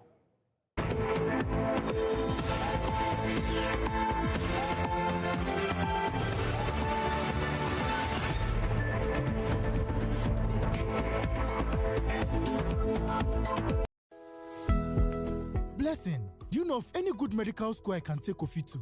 Oh, Fifi, is that why you're looking all moody? Then I have some good news for you. The College of Medicine and Allied Sciences, COMAS, Accra, Ghana, is a degree-awarding institution, and they offer Bachelor of Medicine and Bachelor of Surgery using the Graduate Entry Medical Programs, Bachelor of Diagnostic Imaging, and BSc Health Information Management. All these programs are accredited by GTEC. Their bilingual curriculum prepares you to consult in French. But I'm worried about admissions. Admissions are ongoing. Contact us on Facebook or on Instagram at info.comas or call us on 0208-456-556 or send them an email info@comas.edu.gh. COMAS, the citadel of a holistic professional medical education. Oh, and chaos reigns! Yes! Back in the day, I was Ghana man, but something was missing until I found the one. HD Plus is not your regular free-to-air decoder. For a small fee, you get to experience great services and exciting world of content. Dial *879# on your mobile phone and subscribe for as low as 290 cedis. Passion, this one is different. The images are 5 times clearer in HD picture quality, and I'm loving the feely experience. HD Plus, I love you. But I'm still here. HD Plus, for better, for less. That's right. Get your HD Plus decoder from any Electroland outlet or our dealer shops.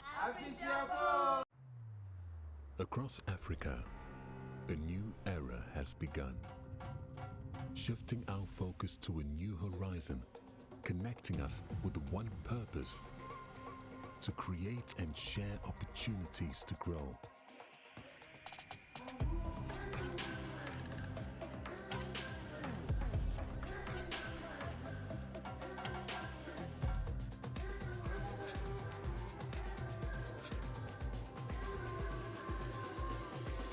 Today, we are making a brighter tomorrow, built by our dreams and our energy. Across our continent, across the world, we are creating a better way to a better future. A Pan-African future, together. EcoBank, a better way, a better Africa.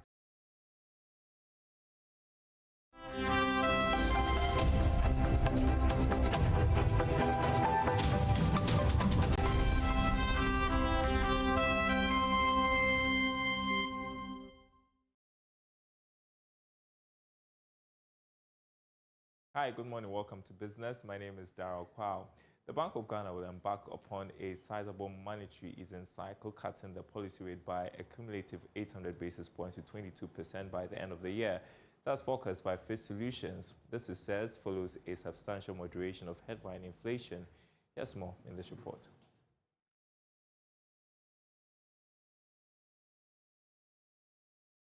Since 2021, the Bank of Ghana has hiked the benchmark policy rate by 1,150 basis points to 30%. This has restricted access to corporate credit. But with inflation easing substantially, the central bank is expected to embark upon policy easing. However, Fitch Solutions said it usually takes about 12 months for interest rate adjustment to affect the real economy due to the lag in monetary transmission mechanisms. As such, the UK-based firm believes that the Bank of Ghana's dovish monetary policy stance is unlikely to result in a sharp increase in real loan growth, which has remained in contractionary territory over January to August last year. Meanwhile, the Monetary Policy Committee of the Bank of Ghana would hold its 116th regular meetings from Tuesday, January 23 to Friday, January 26 to review developments in the economy. All right, in other news, Associate Director Tax and Regulatory Services at Deloitte Wizong is entreating local businesses to take advantage of some tax exemptions by the government. Speaking on the marketplace on JoyNews, Mr. Pano urged businesses to leverage existing tax exemptions to reduce the tax burden. Here where you have high tax costs all companies, all businesses will have to make sure that they are identifying all tax deductions available to them and all tax incentives, and make sure that they are making the most out of it. Typical example is that we have already in our law deduction for additional deduction when you employ fresh graduates. Our companies taking advantage of this. You can get up to 50% of the salaries and wages of fresh graduates. So this is a time to look out for what the deductions are available for the company, and make sure you are getting the most out of all your deductions, whether it means you are keeping the right records, you are having the supporting documents to support your expenses, and of course, taking advantage of things like the graduate deduction that we have available to companies. And in this year, we've had some companies having some exemption. Local production of sanitary towels will now go at 0% VAT. So companies in that space should make sure that they are taking advantage of that this year and going forward. Then lastly, what I would say is that in a high tax environment, businesses should have a tax rate strategy. There are changes. I mentioned yesterday that I would describe our tax system as fluid, because these changes keep coming, and it means different things for different businesses. You would have to have a tax strategy where you identify where your tax rates will come from, because coupled with these changes in taxes is also a drive from the Revenue Authority to implement a robust tax audit system. So businesses should have a tax strategy, identify where their tax rates is coming from, and have a plan around what you would do in your next tax audit and how you plan to assess or how you plan to handle that tax audit. All right, the Business Advisory Series continues this afternoon on the Marketplace at 2 p.m. Stay with us. News Desk returns after this break.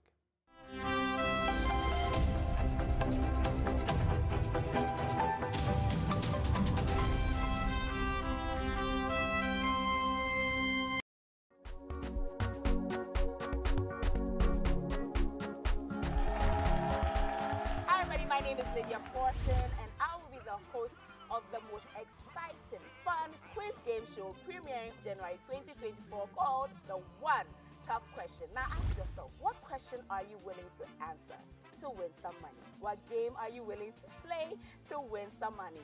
Tune in to find out. I promise you've never seen anything like this. You'll be laughing, you'll be crying in some parts, you'll be guessing, and then you'll be like, I could have answered this question. Now, my name is Lydia Forson. It is The One Tough Question. One tough question there to answer.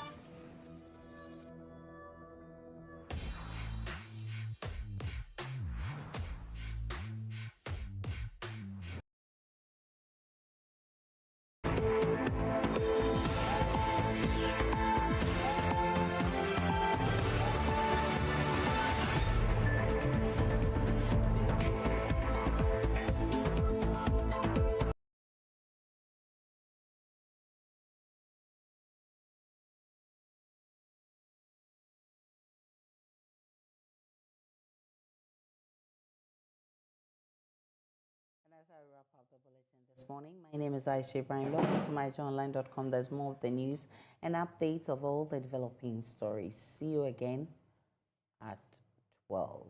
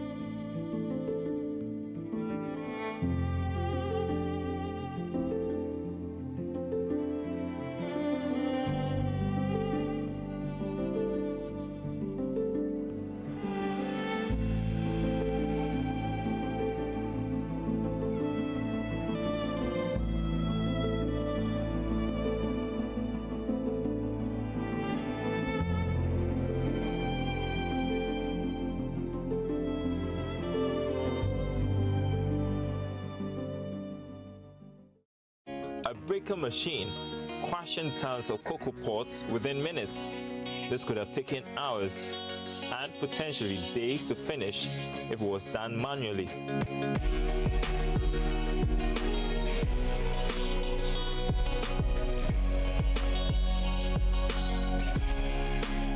The innovative cocoa pod breaker machine was created by Daniel Chumesi and Elizabeth Amwa, who were both trained at the Design and Technology Institute.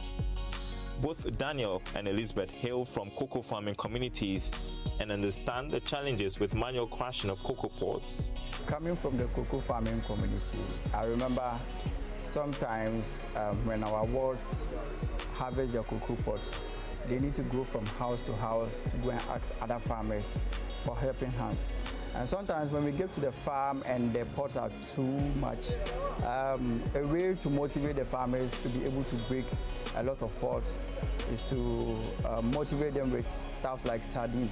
So they place the sardine on top of the cocoa pods so that it will ginger the farmers to break a lot of pods. On the Joy Business Farm this Wednesday on TV, radio, online and on the ground. The Joy Business Van brought to you by EcoBank, the Pan-African Bank, and MTN. What are we doing today?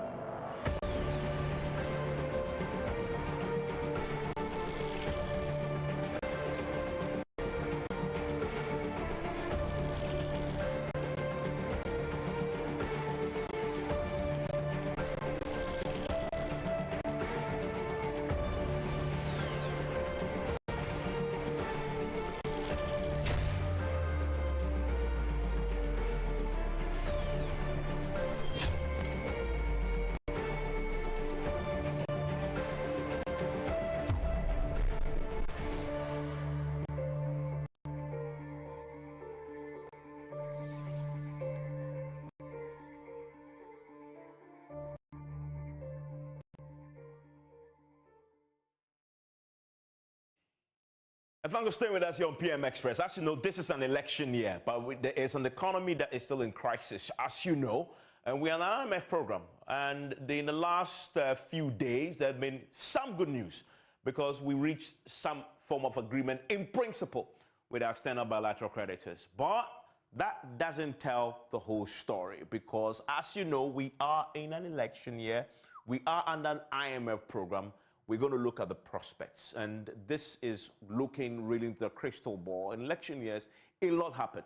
And I'm delighted that we'll be joined by the last finance minister to supervise an economy, which was also in dire straits at the time, not as serious as now, though, while also navigating a period of elections. And that's him. He's Tekpe. I'm really looking forward to talking to him.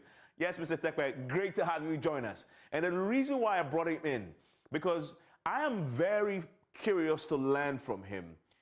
If you are a finance minister in an election year with an IMF in town and an IMF program, your government wants to win the elections. That is fundamental. So the IMF too wants to make sure that you comply with the program dictates. How do you juggle both to ensure that you keep the economy afloat and meet the requirements that the IMF will impose on you, but also at the same time, also satisfy the cravings of your own government, of your own party as a finance minister? It is not a place I want to be, and I don't really envy the finance minister. The only person who's been there, at least that we know, in the last 2 election cycles. It's said Tekbe. He was there in 2016, similar circumstances, not as dire. I will ask him that question. I want him to share that with me first. How did he manage that?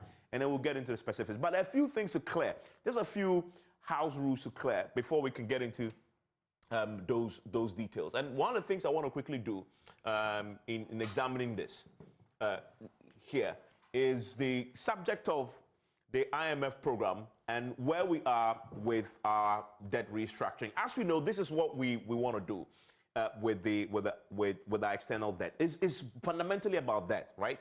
We have 30 billion total external debt, out of which 20 billion is earmarked for restructuring. So this is what we're focusing on right now. And as you've seen, we've had a great conversation with our external bilateral debt holders, and this is 5.4 billion. It's just a debt moratorium. It's very important. What it means in essence is that this deal we've struck with China and others, it's not as if they are forgiving us our debt. They're simply saying, pay it later.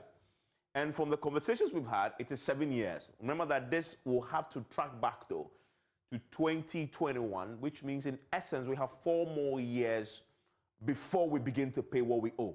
So what, in essence, has happened is that whoever wins the 2024 elections this year would have some 3 years within which you all not pay, but in your final year, in 2028, you'll have to begin to have the conversation around going back to pay. So we have kicked the can down the line, but it gives us breathing space. So that is debt moratorium of $5.4 billion. But then once we clear this hurdle, and there's a lot of conversation still to be had here, this $5.4 billion, the question is, are we going to get all of this? Because, of course, each country will have to now begin to have conversations with China in particular and others to say, we owe you X amount, and China is one of the biggest, countries we owe. What do you want to do for us on there? We want to possibly have in there some form of an arrangement that also says that interest will also be forgiven. So that's a big conversation.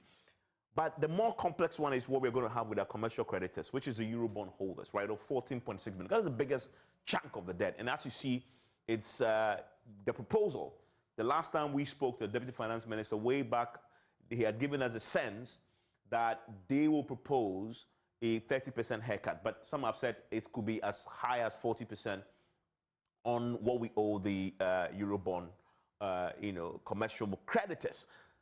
The bilateral creditors don't want to talk about haircut. I mean, right? So as you've seen there, but this is where the key conversation is going to be going forward. And if you break it down further, I mean, this whole focus on the official creditor committee, where China has been one of the countries giving us a bit of a headache, is bilateral official. Then you also have, it's broken down into this ECA-backed commercial creditors, such as the Cocoa Board, the goal for the Cocoa Board to syndicated loan, that will come into play. All that put together, you have the numbers here, 18% of the external debt stock, and then you have 27% of the restructuring parameter that we are looking at. So huge numbers. I don't want to really bore you with much of those nitty-gritties, just to give you a sense of the next big deal. The next big deal, obviously, to talk about the commercial creditors. That's what we need to have a conversation with. And I know that the finance minister and his team will be in London meeting the bondholders, right? They talk to the bondholders locally. That's what we saw with the domestic debt exchange. There's a whole different kettle of fish dealing with these bondholders who hold on to our bonds. They're giving us money, and they're very, very desperate to hold on to what they have and not get a haircut. So these negotiations will be tough. Franklin Templeton and others, as you know, are major investors. They represent private companies, private individuals who are putting money, and they want something back. So we expect this to be tough. But the finance minister wants to also leverage his relationship when he used to be a banker then. As you know, this controversy around Franklin Templeton. He may be leveraging that together as a deal. But then we also have the non-insured, commercial banks in there. But they hold, from what I understand from the sources we've been talking to, these banks don't hold much. A bulk of the amount that we need to negotiate is here with the bondholders. But look at how big that is. 48% of the external debt stock is what we need to be looking at.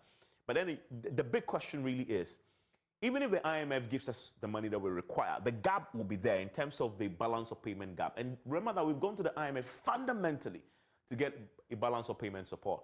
And we need to find other means of bridging